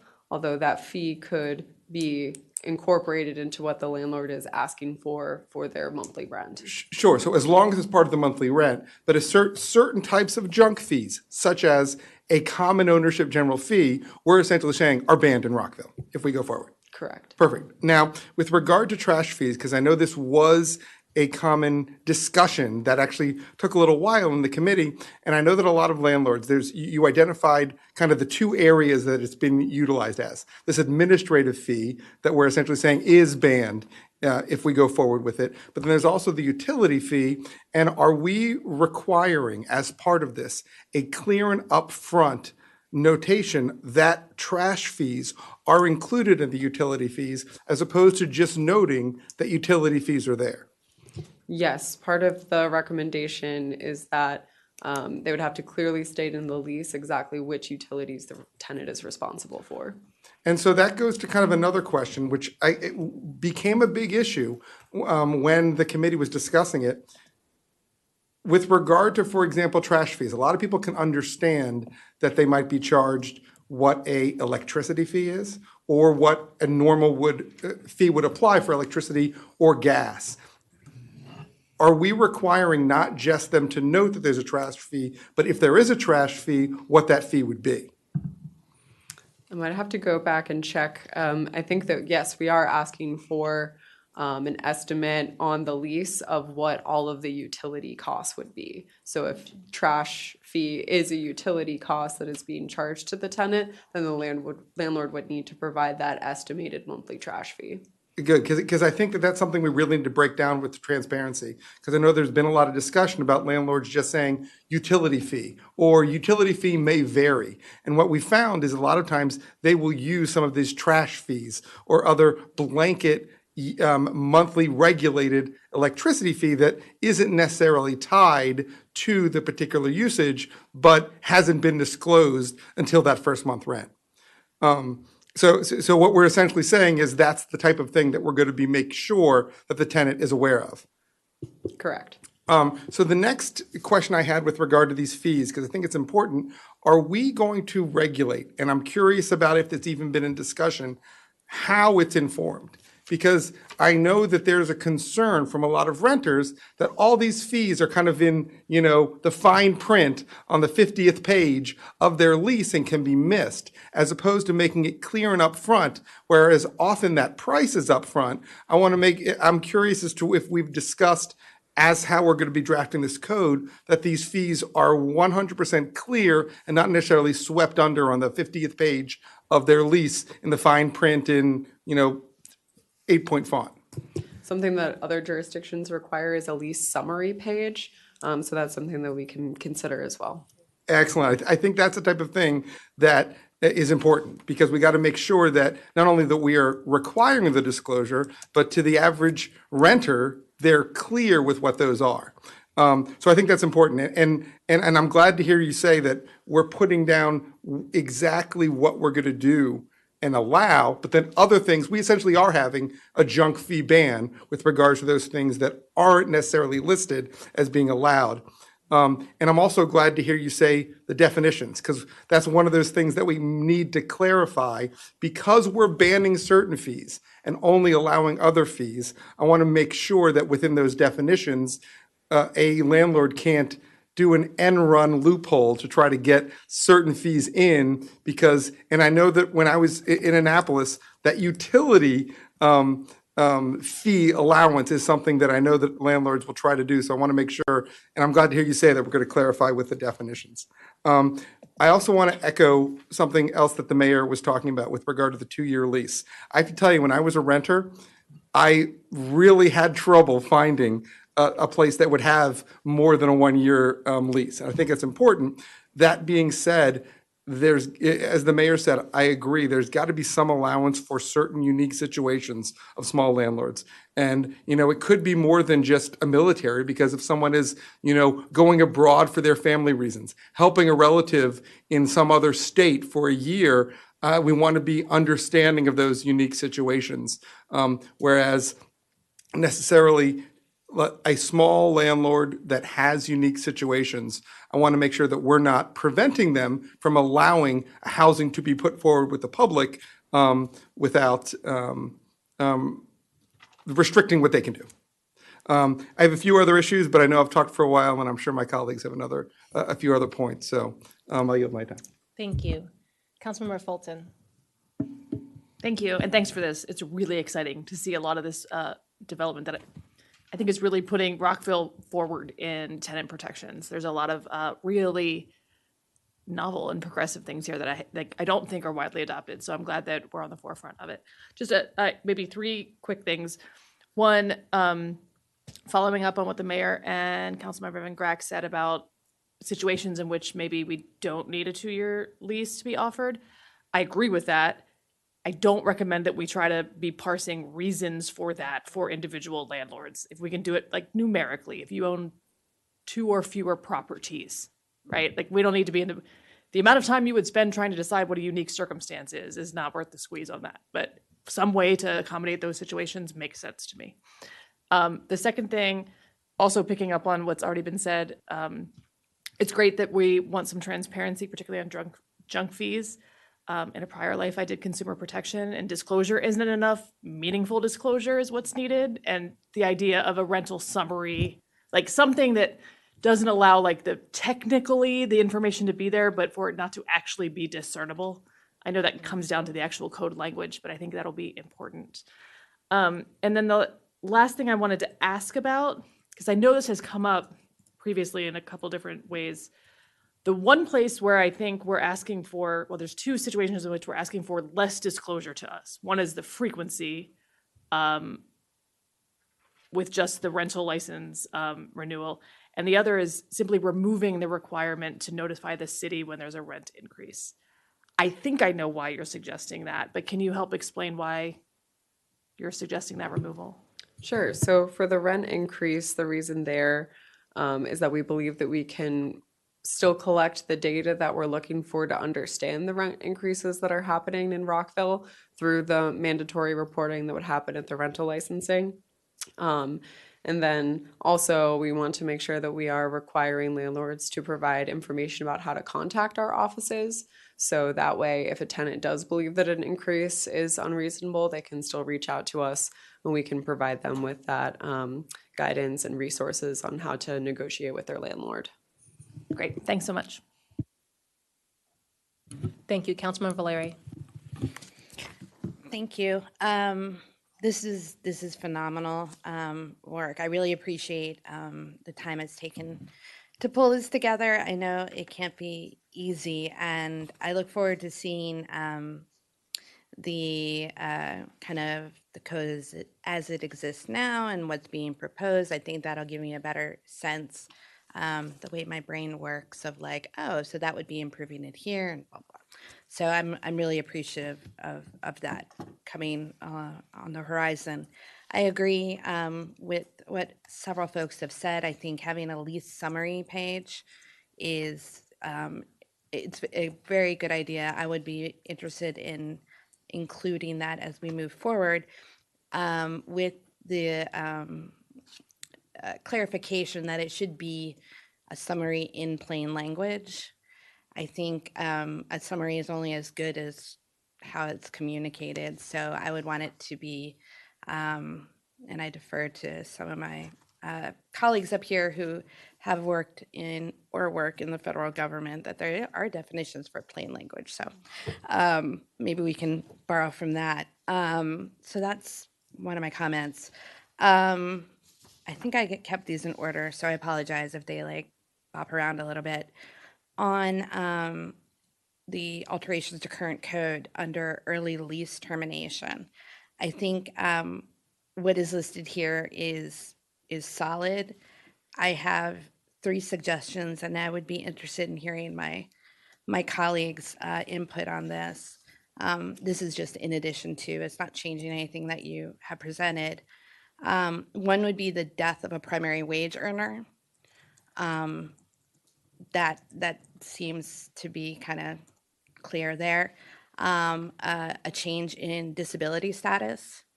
So if for whatever reason, as somebody who has watched a parent have a significant disability that changed changed employment status frequency. I know how important that is, and can mean the difference of having to move. And then finally, entry into an inpatient substance use rehabilitation program or mental health program. There are times in which 90-day plus may mean that you'll enter into transitional housing afterwards. And so, in the spirit of walking the walk, with regards to substance use disorder and caring for those with mental health issues, period, I think that that would be a compassionate inclusion. On the new policies, it's very funny. I was reading through the guarantor requirements, and I am sure that scare quote risky. I was that for many landlords, and so I would be really interested in to see what the parameters will look like. I think sometimes it may not be as justified as perhaps folks think, and everybody should have the opportunity to rebuild credit if that is the issue. Around fee transparency and restrictions, I'm use transparency, but I want to make sure that however we in advertising prior to lease signing, in the lease agreement itself, that we just create like a standard form for it, so, or format rather, so that if somebody is kind of looking for a new place, that it has the same look to it. I think it'll be easier to enforce as well if you know that this is the format that is going to come in, and somebody can say, oh, well, it doesn't say this here. And I'm just going to put that out there, and actually might be easier for landlords as well, to kind of stay on top of things. Also on fee transparency, I understand the processing may not charge any administrative or processing fees for utilities, including trash. I totally get the processing fees. Can you explain a little bit behind the administrative fees for utilities, including trash? So that's something that we've seen at several properties where administrative fees are charged. Sometimes that's because a third-party entity is being used to process those transactions. But we want to make sure that the payment that the tenant is making is purely because of the utility and not because of those administrative costs associated with running and operating the building. No, that's perfect. I was kind of thinking that's what it was, but ask a question rather than to assume. Still on fee transparency and restrictions, kind of in the same vein as Councilmember Van Grack, but a little different. On the common ownership community penalties, do we require landlords to provide the bylaws and rules if their rental is in a common ownership community? I don't believe that's currently in Chapter 18. Okay, that would be my addition, because it might be really easy to break the rules if you don't know what the rules are in the first place. And having not lived in a COC, I am really trying to put myself in other people's shoes there. This sounds maybe silly, but I hope people and my colleagues take it as serious as I mean. Under pet fee, can we make the non-refundable monthly fee refundable if the pet passes in that month? We can consider that, yes. Thank you. It passes away. In 1 month. In the month that, so you paid the fee, your animal companion passes away. I think it's a compassionate thing if the landlord is open to refunding it, that we could get that refunded to people. Thank you. Councilmember Jackson. Thank you, Mayor. First of all, I want to say thank you. I think there's a lot of work that went into this, and I read through it several times, and I'm still digesting it. But that's a good thing, because I think it's chock full of information and suggested changes and new policies, which is really great. And you did have the engagement, the landlord as well as the tenants. I noticed that you gave some of that feedback in the presentation. What was missing, and I would like to follow up maybe offline, but the stakeholders. And you said that you received input and met with stakeholders.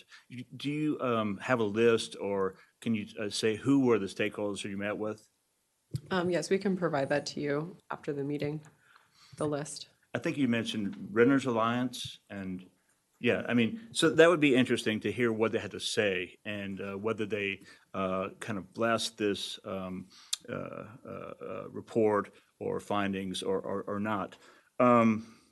So on the alterations to the code, I associate myself with the mayor's comments. There are small landlords that really we should look at their circumstances.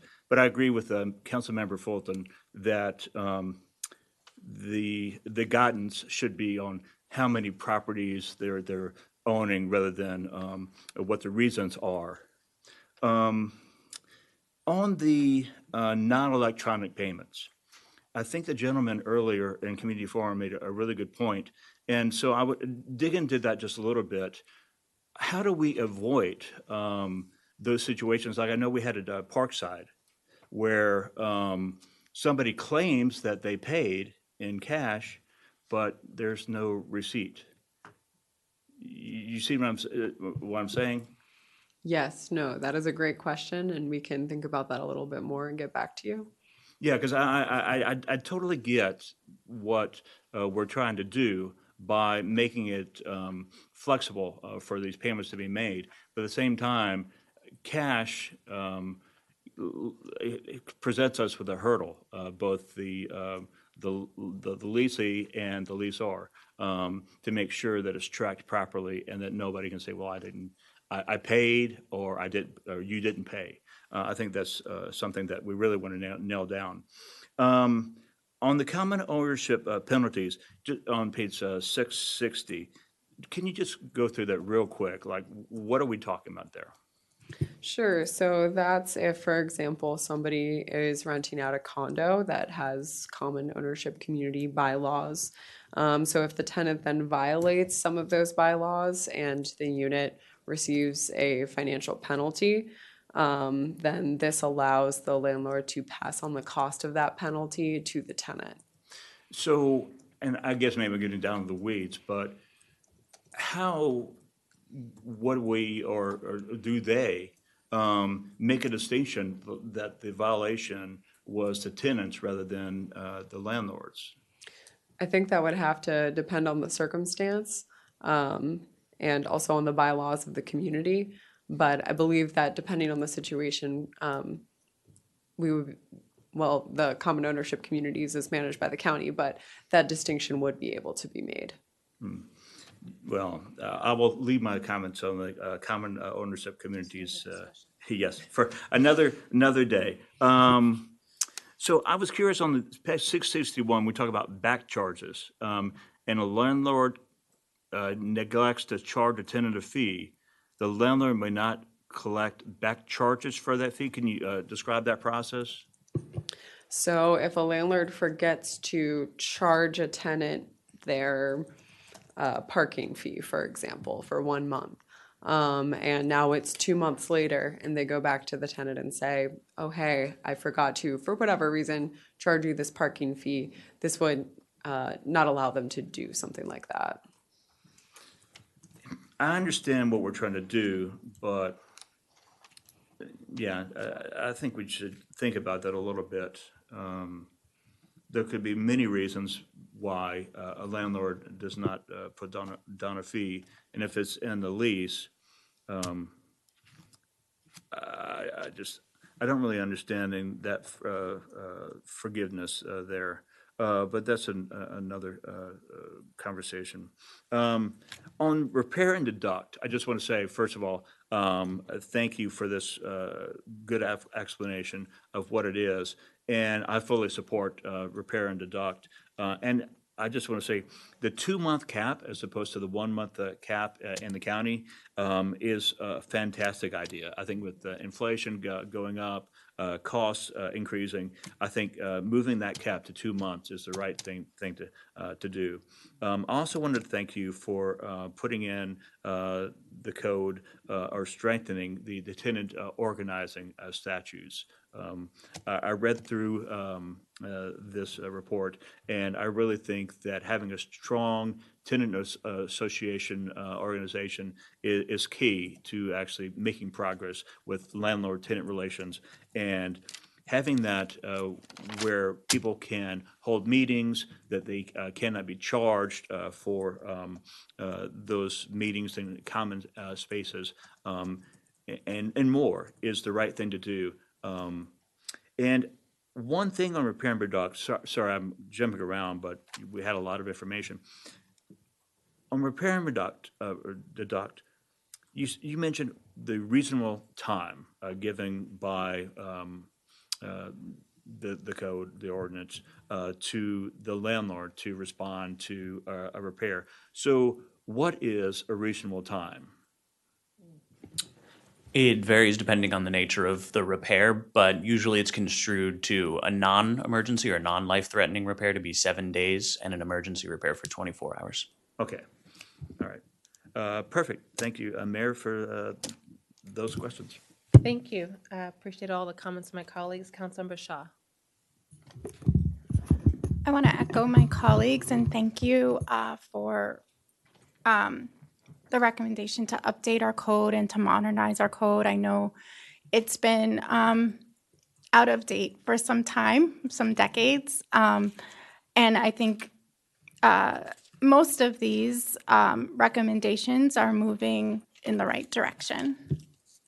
So I have a few things.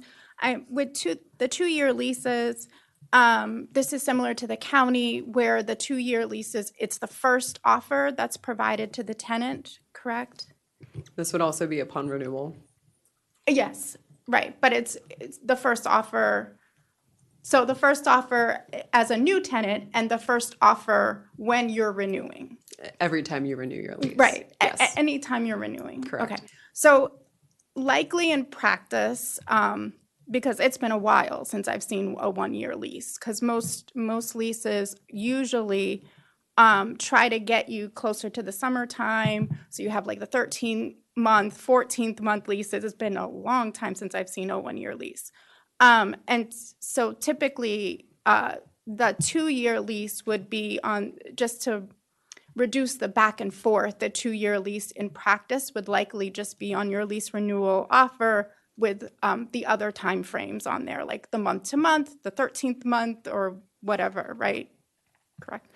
Okay, Yes. So just I think also in practice, if we implement that, I do agree with having this, because currently we do have the 2-year lease, but you have to pay in between, or there's an increase in between the 2 years when it's offered. And so this would be 0 increase between the first year and the second year, correct?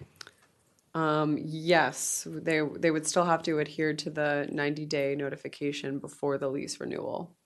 Right, but when you, the 24 months, right, there's no increase throughout the 24-month period. Correct, that would be the idea behind, yes, having a longer Because lease typically term. on most renewals, there are 2-year leases, 2-year lease agreements, but there's usually an increase in between the 2 years. At the county, there's no increase. Right, we would want to write it so that there would be no increase in that whole Okay. lease term. Okay, and then just in practice, in the absence of rent stabilization, typically when you have the different time periods of the lease renewal, whatever one the landlord wants you to sign would probably be the lowest percentage, and the ones that they don't want you to sign has the highest percentage. Like month to month, you have like 150% rent increase, or like the 13 13th month, you'll have like maybe a more reasonable rent increase.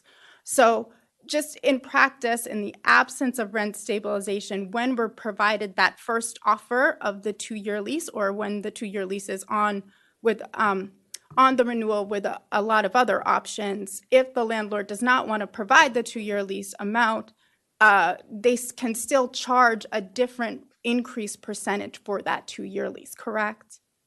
Correct, yes. Okay. So, and I mean, I think that that's helpful, but it, you know, whatever the time period the landlord wants to charge, they'll probably associate a lower rent increase to that amount. Okay. So I also wanted to ask about the domestic violence. I'm glad that's on there. I think that is also on the state level. A number of these things were already passed on the state level. For the domestic violence, when we had our public safety meeting and I asked about the domestic violence, I don't think it was being tracked or defined in a way. And so I do think that there needs to be some coordination with how we are tracking and defining domestic violence, just so it's clearer. I think it's great to add this in our code because I think it's already on the state level, but I think it's better to also have a very clear definition and work with the police on that. Because if it's not being tracked, then it's probably hard for a tenant to prove that that's happening. Okay. For the fee transparency, I do like that there are allowable fees. I like that we are taking the example from the county's rent stabilization bill with the allowable fees. And the thing that I am concerned with is if we don't have a cap on fees, it's still very expensive. As we know, the majority of tenants are cost burden. So here is another area where I feel like we can do better by having a cap on fees, on all the fees. Particularly, I didn't see a cap on the pet fee, right? And I think the county has, it's like $50 or something. It's a pretty reasonable charge. So I think it's something to look into to have a cap on the pet fee. On pet fees specifically, or on all fees? I think that was the only fee where I saw that didn't have some kind of cost perimeters on it. But if there is another fee that doesn't have cost perimeters, it would be good to have a cap on that one as well. Okay, we can look into that. At this time, that wasn't our recommendation, but we can look back at that as well. And also, I think it should be free for service animals. I don't know if, I didn't see it, if there was a difference or anything, but just to make sure. We'll check on If that they're as well. service animals, it should be free. The other thing I was going to mention in terms of removing the requirement to report rent increases. When we talked about that last time, I don't believe there was a recommendation to do that when that was brought up before. And the point of that is not necessarily for new tenants to understand what the history of the rent increase is. That's a preventative measure for a tenant, that when the landlord provides the rent increase that they're giving the tenant as well as the city's aware, and the city in theory could help to intervene in some way to protect the tenant, and also just to be aware, because if we want to talk about transparency, like this would be in the spirit of transparency. And if we remove this, there is no preventative measure at all with rent increases. And at least tenants have that like in the code as something to protect them.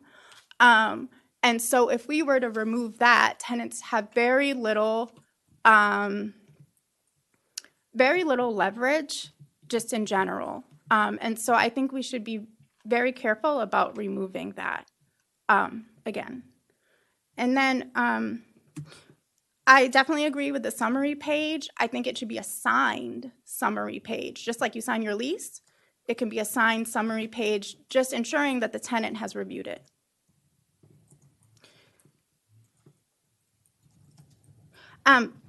Under tenant organizing, so we already have on the books that tenants have the right to organize, they have the right to assemble, they can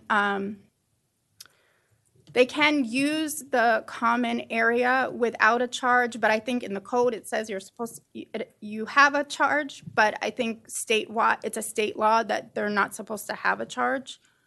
But I think they're already protected, so that's good that we are updating that and removing that. What I think is missing here, but is actually in our code, and it may not need clarification, but tenants are able to distribute information. Also in our code, we already have that tenants can have guests that can represent their interests and their needs.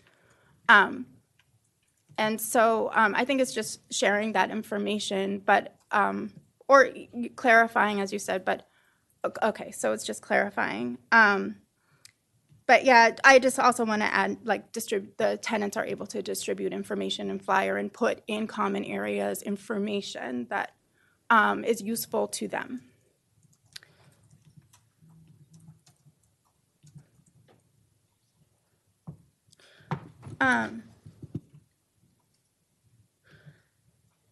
I am very happy that after, a year or so, we are doing our own resolution. I know that we did try on the state level to pass that, but I am glad that we are doing this, and I thank you for bringing that up. I also just thank the community as well who brought that up as well, and for their advocacy. The other thing, I know we are updating the code based on state law. There is the Tenant Safety Act that allows tenants to put their rent in escrow until repairs are done. And so that will be added, right? As well as the mold. Since that's already in state law, it already applies to Rockville, and we wouldn't necessarily copy it into our code, but it does already apply. Okay. Okay.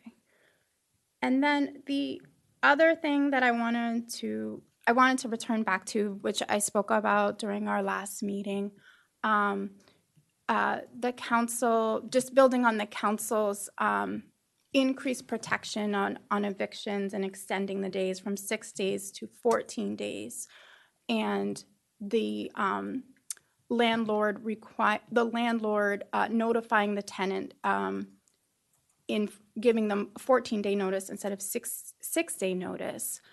Just to add to that, to also notify the city in advance of those 14 days so that the city can work with the tenant, can work with the landlord to help to prevent more evictions. And in most cases, the landlord does not want to evict their tenant. And so this could be a really good opportunity to, one, prevent evictions. There could be some alternative agreements between the landlord and the tenant. It gives them more time. It's just helpful all around. And so I did want to propose to my colleagues that we make an amendment by requiring the landlord to notify the city and provide the same notice that they would provide the tenant to the city.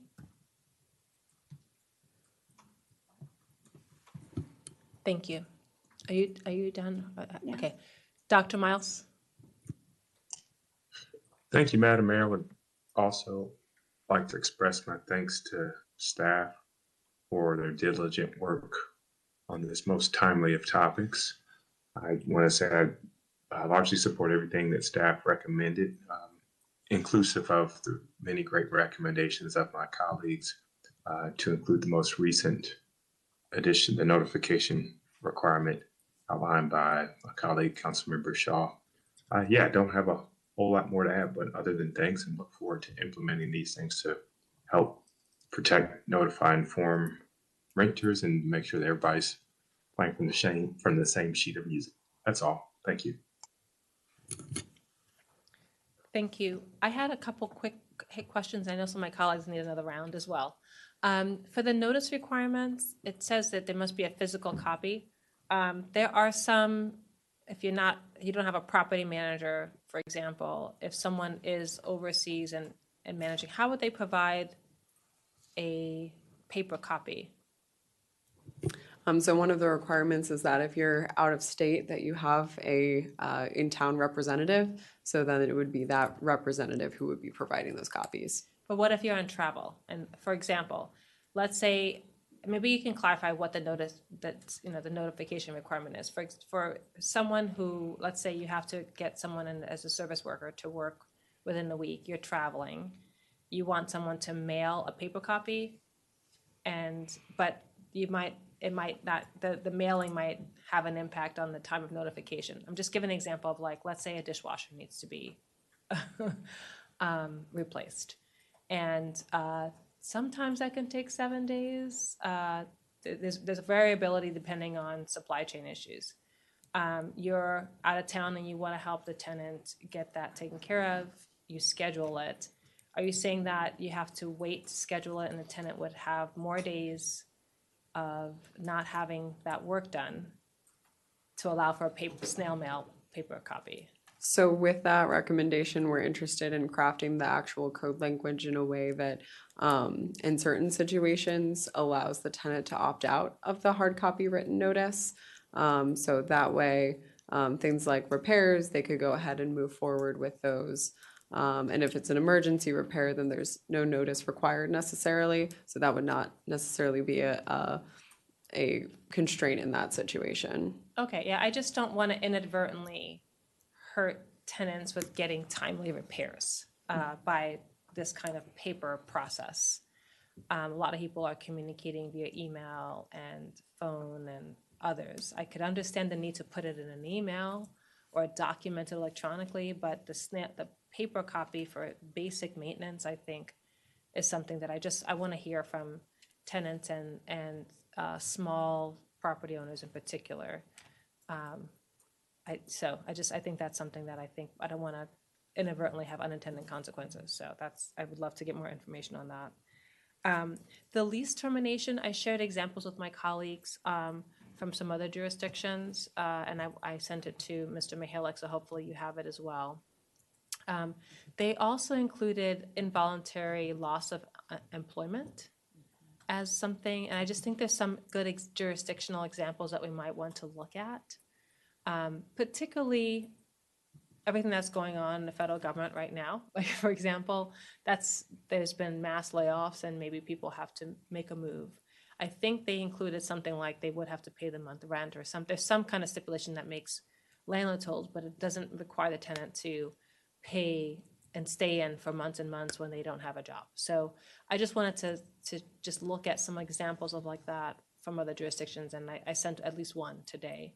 I think there's some humane ways that we can protect unintended situations or scenarios that tenants may have that is totally out of their control.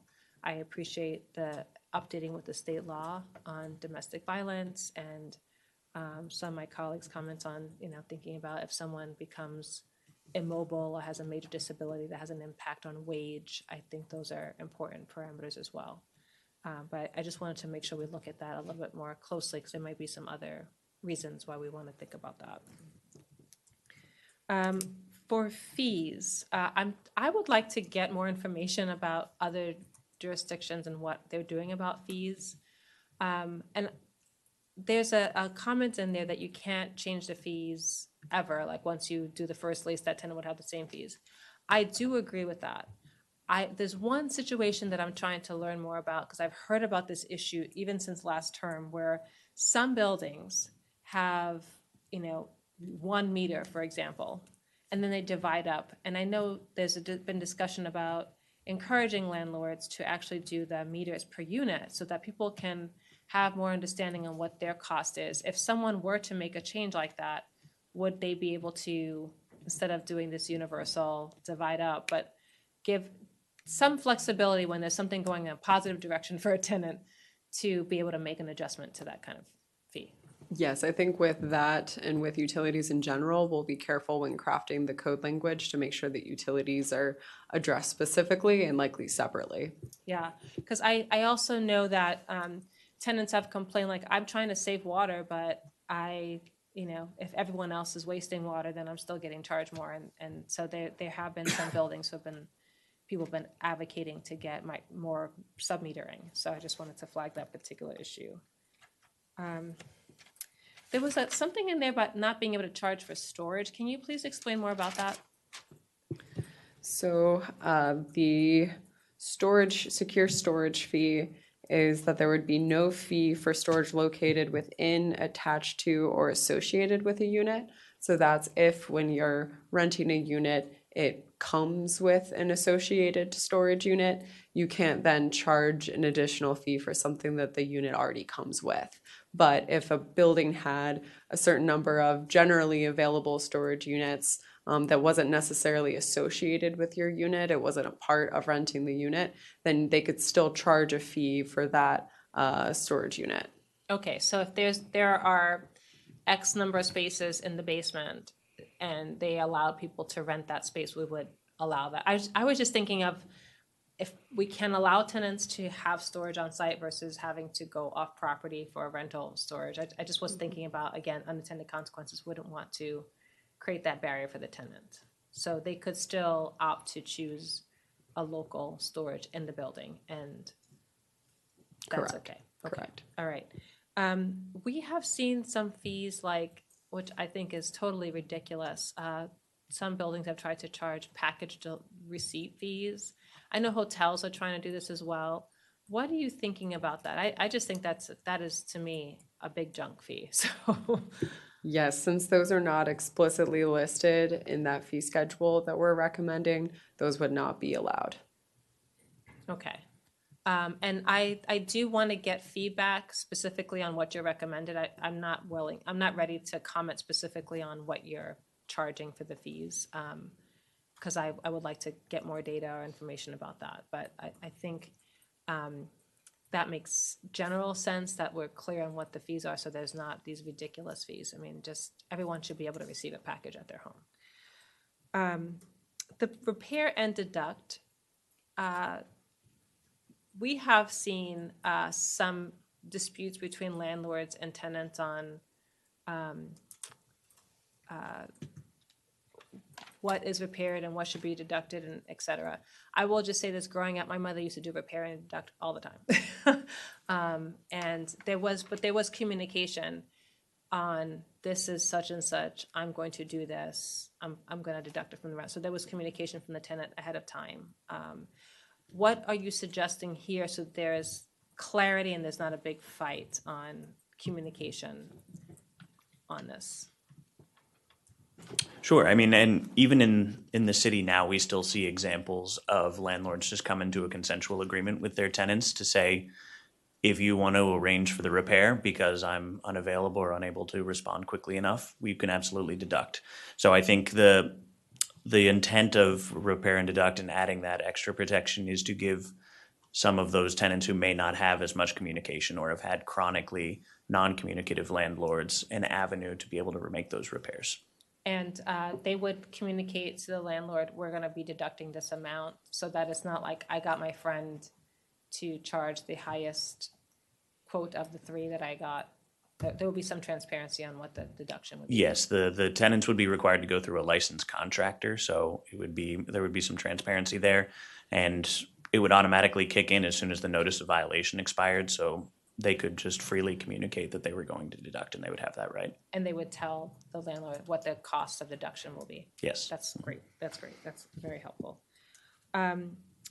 For outreach, I know you mentioned a couple organizations. Another organization I want to flag is the Maryland Legal Aid. They do get quite a few complaints and help people through issues, and so I do think their experience in trying to navigate these kinds of tenant complaints would be helpful insights as we look at our code. Did you already talk to them? They gave us very, very detailed feedback on the entire code. It was very helpful. I love that. Thank you. So when I was looking at our code some time ago, it looked like we did not have a requirement to have air conditioning And also, we didn't, I was thinking about some of the other jurisdictions, examples on emergency situations where people have to be relocated. But what is your proposal for air conditioning? I just think that you can get up to 100+ degrees now. So we're not recommending anything related to air conditioning at this time because those standards are set in Chapter 5, the property maintenance code, so it would not be addressed by the update to Chapter 18. But that's something that we would recommend for some work after we're done with the Chapter 18 rewrite and to collaborate on with CPDS, since code enforcement is who enforces the property maintenance code, because we agree that that is very important and we would like to suggest making those changes. But at this time, within the scope of Chapter 18, we're not necessarily recommending any changes. Are you seeing a lot of properties that don't have air conditioning? Or there are? Have you heard of these issues? No, not often. Okay, I just wanted to get the urgency. I can't imagine 3 more hot summers that people have to go through. So I hope that that can come back more quickly than 3 to 5 years. And I mention that because we call for a landlord-tenant code update in 2021, and I know it took time because there's so many things and codes we're updating. So I wanted to flag that's a human thing for people to be able to live in their homes. I do recall in another jurisdiction, not to be named, where like AC went out and it was 90+ degrees, and people, it was a very unhealthy situation. I do think that there should be some sort of cooling if temperatures get to a certain level. It's just, especially with people with certain health conditions and some of our seniors, it makes me feel very uncomfortable that we haven't addressed this, because while some units may have AC, some may go out, and we should have some provisions on how do we address that. Okay. I did want to also talk about the rental licenses. You note that landlords report difficulty with the rental license process. Can you share more feedback on that?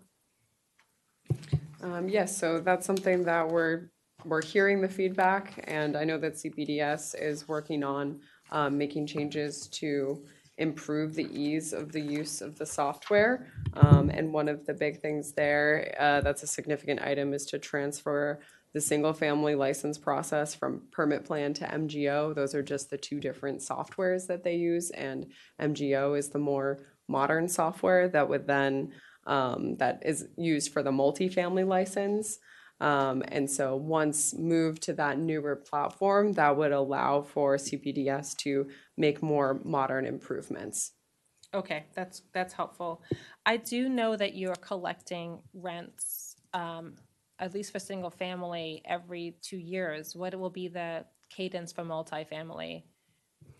That would be annual. Annual. So you'll be able to see rent changes and increases annually for multifamily and every 2 years for single family. Yes. Okay. And there's a field on current rent. I just wonder if we can set up the system to automatically calculate the percentage. We would like that as well. So you don't have to manually do it for each one. That would just be a disaster. So there must be a tool that can do that for you. Those are the types of implementation things that we'll be looking into and are looking into and will continue to as we rewrite the code. Okay.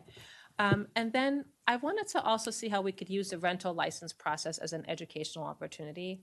I still don't see, and I may have missed it, where the Bill of Rights is included on our city website from the state, and where that's being given out during the rental license process. We need to make sure that both landlords and tenants understand the law and our code. And I do think that when they get their license, they should know you must submit this to your tenant. At least as after this recent July. I know that's a new piece, but I just want to make sure that we are being very clear and using those license opportunities as educational moments. I've seen some jurisdictions do really nice jobs on just broader education. And I've even seen some of the court systems doing some education. It would be great to prevent a lot of issues and have some thematic educational, even videos or content on our page, because it is confusing for both landlords and tenants, especially if you're not a large corporate professional. I will also add, you have sometimes out-of-state landlords and property managers that don't know the jurisdiction. I've seen some issues there. So I think that we need to do a better job of the education points. And I know that requires coordination among departments, but we've got to do better on that.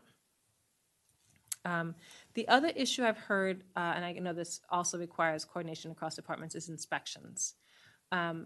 When there's an issue, it's in the past, I know it's probably already been fixed, but if there's an issue, like someone didn't pull a permit or there was an issue, we should be documenting that. There was a situation where a person tried to get information and there just wasn't a lot of documentation to capture what the issues were. And that inhibits the tenant's rights or sometimes even the landlords being able to prove that they did certain things. So I want to see how are we doing that documentation when there's an issue so that it's in our system. So I can read the response from CPDS, which is that city inspectors are required to document the inspections and the results. Additionally, if the work required a permit, then the permit may have required drawings and details. So the city provides the city's documents on request to the tenant, but the city does not require additional information that may support a tenant lawsuit. Okay, I will just note there's been a couple of situations where the data wasn't there. I will also ask the question of, there's a group of people who live in housing that they do not own and they are not officially renters, but they live in senior living facilities. And so it's a little bit more of a complicated relationship. What are we doing to think about that class of senior tenants, that it's not a traditional landlord tenant? It's some of these continuing care communities, if you will. So that's something that Chapter 18 doesn't get into and touch on at this time, but that's certainly something that we can include in our list for further consideration in the future. I think that we've got to get a handle on that. Those are some of our most vulnerable residents. And I know that we've heard from some in previous drop-in where they're having concerns about the quality of housing where they are, but they don't have the same tenant rights. And we can't have that in the city at this stage. I can't imagine. We've got to fix that. And again, that should be, I would love to include it in the next work session if possible, but I leave it to you all to discuss. But I think that should be coming in short order of how we protect our seniors as well. And people with disabilities are also in those facilities. Councilman Van Grack. Thank you. Following up a number of issues, I do want to clarify that I fully agree with what Councilmember Fulton was saying. With regard to whether we're going to make exceptions, it should not be based on specific trying to find out motives or backgrounds, but we clearly need to do things differently when we're talking about a multiple, 100-unit building and people who are renting their home or their house or their particular unit, where you have exceptions to things like the 2-year lease. I also want to clarify, with regard to some of the fees, I think there are certain situations where we might want to look to caps. However, if we're going to do it, I'd like to look more towards the situation as opposed to flat fees.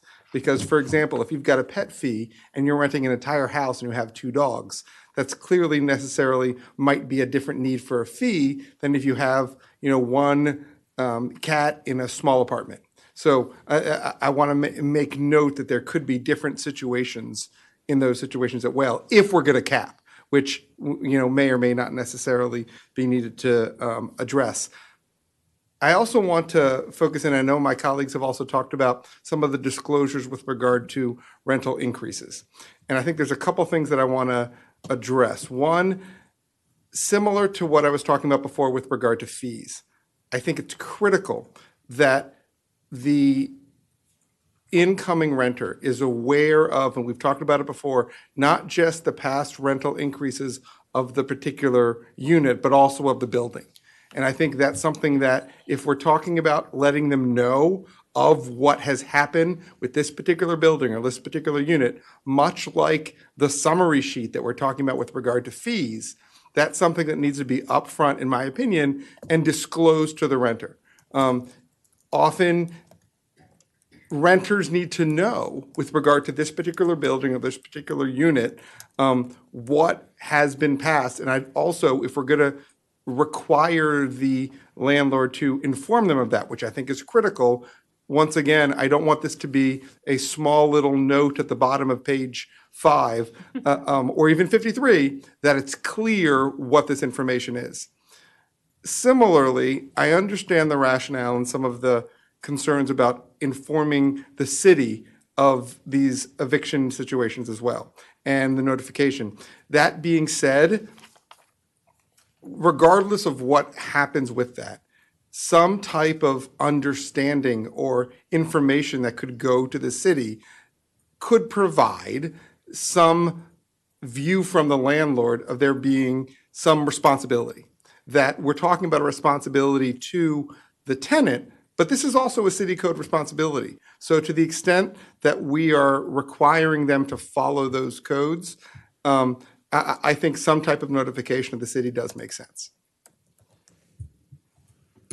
Thank you. Councilmember Fulton. Thank you.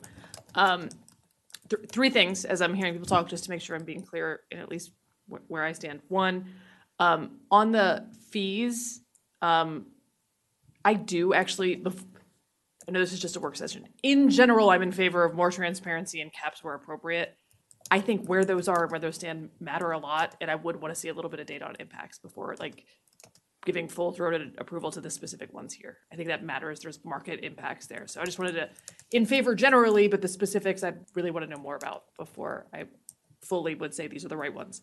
The second thing I will point out, Councilmember Van Grack just said it. Councilmember Shaw mentioned city getting notice of evictions when at that 14-day mark. I am like, transparency is good and disclosures are good. So I am interested in seeing what that would look like as well. I also am not in favor of notification that just goes somewhere and we don't actually do anything with it, right? I think that sends the wrong message and gives people a false sense of security. So if we're going to talk about that, I'd also want to talk about what, and then the end, so what of it? And what's the resource impact of doing that? In general, it sounds like a good idea, but I just want to see what happens, like what we would do with the information or how we would talk about what we were doing with that information. And then the third thing I wanted to, coming back to the issue of the 2-year leases and like where there might be some circumstances, though we don't want to get into the circumstances where we might not want to require 2-year leases. There was an exchange about whether the rent can increase. So if I'm offered a lease where I'm guaranteed to stay there for 2 years, does that also necessarily mean that the rent can't increase? I fear that might have like unintended consequences. Yes, with the lease term, the rent that the lease is for that entire term of the lease. Is there a chance that that means I'm getting a higher lease for like I'm paying more for the first year than I would for the second year as a result of that? There could be. It's also a potential unintended consequence that then that increase at the end of the 2-year term would be a little bit higher than if you saw just gradual steps up from on a year-to-year basis. Yeah. That's interesting. Okay. I want to think about that one too. Thank you. Yeah, that is something that is concerning because if someone can handle a smaller incremental increase versus getting a balloon one at the end of 2 years, that I would like more information on that. The other thing is, you know, if someone wants to tie something like generally I'm going to follow the voluntary guideline or, you know, I do think that it could, a landlord who's worried about risk might charge more upfront and then the tenant pays more in that 1-year lease. So I have that general concern, as Councilmember Fulton mentioned. I don't want to do something that's performative, but that actually helps give options to the tenant. And so but I would say this, if a landlord can increase the rent in that second year, the tenant should be told what the increase is. So you're getting a 2-year lease, maybe you're getting a lower increase because you're signing a 2-year lease, and here's what I intend to do so that they have an understanding of what that is. I want to explore those options. I just don't want to have a higher increase in year, because maybe they're paying that in year 2 versus year 1 versus, it could mean more money for the tenant. I know that we had a very detailed discussion on inspections. And I would like to codify some of the things we talked about so that it's clear and in writing. So I just wanted to revisit that discussion and not say everything we talked about here, but just looking for opportunities to actually codify what we said we're going to do in our code. I know that we have a section on inspections, and even within this part of the code, I think that we should spell it out. So I think that's better transparency both for the tenant and for the landlord. And I think that would be also good if there's staff changeover or things. It really helps. The other thing I've seen, some other jurisdictions are just more robust eviction support. So it's something that I've seen a lot of different proposals in that front, but I'm curious to see what you come up with at our next section. I just wanted to flag that as something that is a traumatic experience. No one likes either the landlord or the tenant. It's just bad for everybody, bad for the community, bad for the children. So I just would like to see what creative things we can do on that front as well.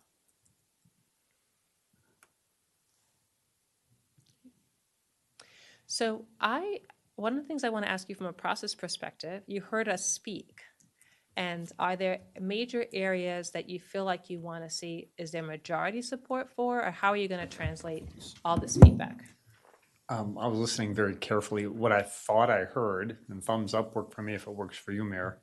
When it comes to alterations of the current code, all those examples, I heard support for it. I heard some nuance. I heard some we need more data. I heard some we want to see the language itself. But I thought I heard support for all the examples that are listed on the current slide.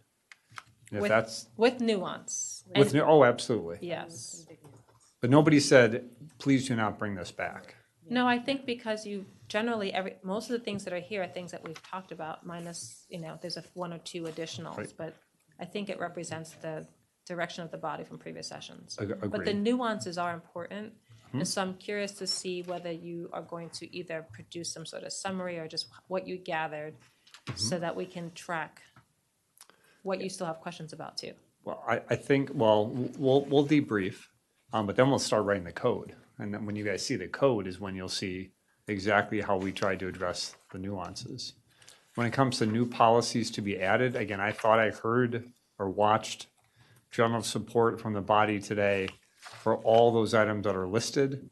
So if that's the case, we would add those policies to the existing code and bring that back to you for approval. But we got a whole nother work section yet to go.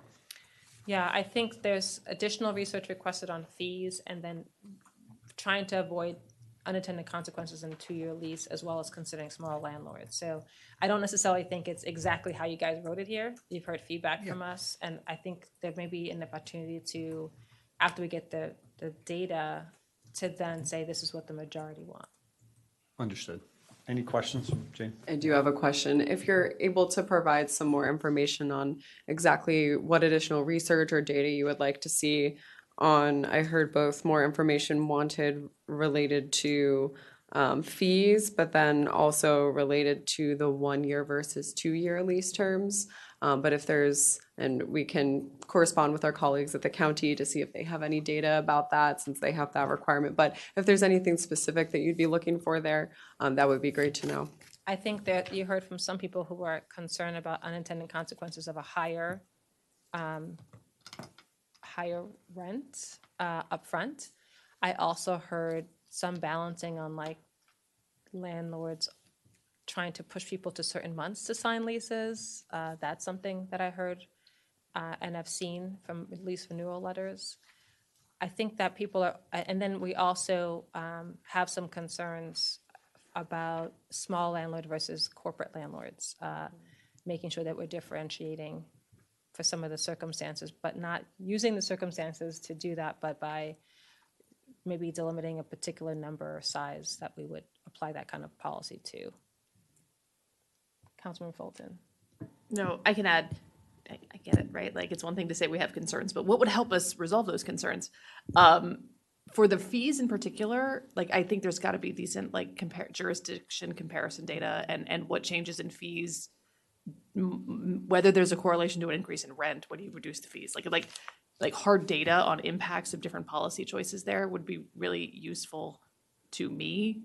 And to the mayor's point on the question of the 1 versus 2 year, both if there are circumstances where 1 year should only be offered and the inability to change the rent in between, if there's any comparison data on impacts of different policy choices in there. That's what I would be looking for, if that's helpful. Thanks. Councilmember Shaw. I just want to add that there did seem to be interest to explore having requiring the landlord to share the notification or some type of information with the city when there is an eviction, to look at amending the code in terms of the 6-day to the 14-day. And I just also wanted to mention this is something that Gaithersburg has in their code, as well as something that the county is voting on tomorrow and has majority support for. And there's a lot of research on that as well, and how that would help. Based on the other jurisdictions, there is a lot of research, but I did hear interest to explore having the landlord, requiring the landlord to share the notice with the city so that we can help tenants. Thank you. I'm interested in knowing more about, in terms of, I think that the bottom line is how can we help people not get evicted, right? And provide resources. So I'm open to all ideas and approaches, not just that one, on how can we address that issue. I think that's the core of it. One thought also is there a partnership opportunity with the sheriff's office? They have a list that they go through and they have plans for. And that might help you from a staffing perspective, instead of getting onesies and twosies or 20s, hopefully not that much, but that you can see, geez, for the month of January, this is what's planned. And, you can have it in a consolidated spreadsheet. So I'm just trying to also look at a workflow perspective. We really want to try to prevent tenants from being evicted, and or at least knowing about their resources. Mayor, at the risk of having a bigger conversation, I just want to make sure from my perspective, us getting a notice potentially of when there's eviction, there's not an assumption that we're going to reach out to every single tenant and try to counsel, because that's a whole different conversation. But getting an eviction notice and having it available, collecting data, identifying trends, et cetera. We do some counseling now. We do some mediation now. I think Trevor does a great job with that. But I just don't want us to put us in the position that just because it's required in the code for us to get that notice, that we're actually trying to negotiate and try to find a way to get someone back in the unit immediately, because that's a whole different conversation in terms of staff resources. Thank you. And just to clarify, you all get data from the county, broad data from the county on evictions at this time. Isn't that right? Yes, we are able to request data from the sheriff's office, which is who schedules and holds that eviction data. Okay, and what is this extent of that data? Does it have contact information, or it's just this property? Yes, it does have the contact information for the individual tenants as well as the property. So I'm just curious, is there capacity, and this is a Jeff question, for staff to look at, these are the eviction schedule for January. I have the tenants' contact information. I'm going to send those tenants resources and information about rental assistance, et cetera. We don't have that program now, and I would certainly like time to meet with the team to talk about what it would take to do that. I think that would be, that's, for me, I want to make sure people know their resources. And so I'm just curious, and all creative ideas, let's talk about it. Understood. Councilmember Shaw. Thank you. I think the key thing here is, particularly with evictions, there's a short period of time for turnaround. Also, tenants sometimes are going back and forth between the county and the city, and it puts tenants in a really bad situation. And I know all of us work with tenants regularly on evictions, and there's a lot of urgency there. And then sometimes evictions just come up. It's challenging to say we want the evictions for 1 month. Evictions pop up at any time. So that's why the city of Gaithersburg does this. And I also just want to mention, in the county, the sheriff endorsed in the county's bill package, the sheriff endorsed having the landlord provide the notice, be required to provide the notice to the county. because it puts a lot less resources, responsibility on the landlord when they're already doing the notice. They're already doing the notice, and so one of the things that was found is that it's a low amount of effort. And what I'm asking here is simply that we receive the information, because there could be a situation where it's better for us to know in advance than at the 11th hour, or not at all. Because if we truly want to prevent evictions, we can't prevent them if we don't even know about them. And especially with the colder months, I am very concerned about this and the increase of evictions that we've had. So all I'm asking here is just that we get notified that an eviction is happening. What we do with that information is best to city staff, but just that we are notified and we know about it when we have as much time as we need to help to prevent it if we can. That's super helpful. Thank you for that. Thank you. Yeah, I support staff's recommendation on the research you're going to do on getting that information. I will take it a step further. For me, it's important to find ways to send information out to those tenants so that they know what their eviction resources are, because we know that not every landlord provides that.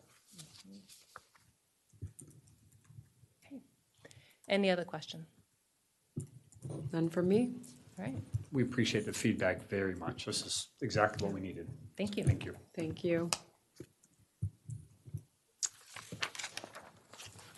All right.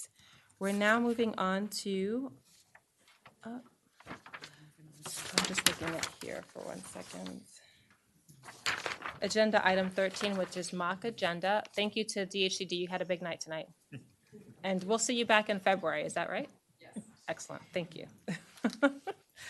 We're now moving on to mock agenda. We did have a detailed discussion about some upcoming potential agenda items that were set to come back to us, as well as looking at the 6-month planning calendar, and staff has shared some updates that they're going to check to see what's possible to get us materials in advance or make some updates to the agenda. Anyone have any other comments there? All right, now moving to old new business. Okay, does anyone want to make a motion to adjourn? Councilmember Shah?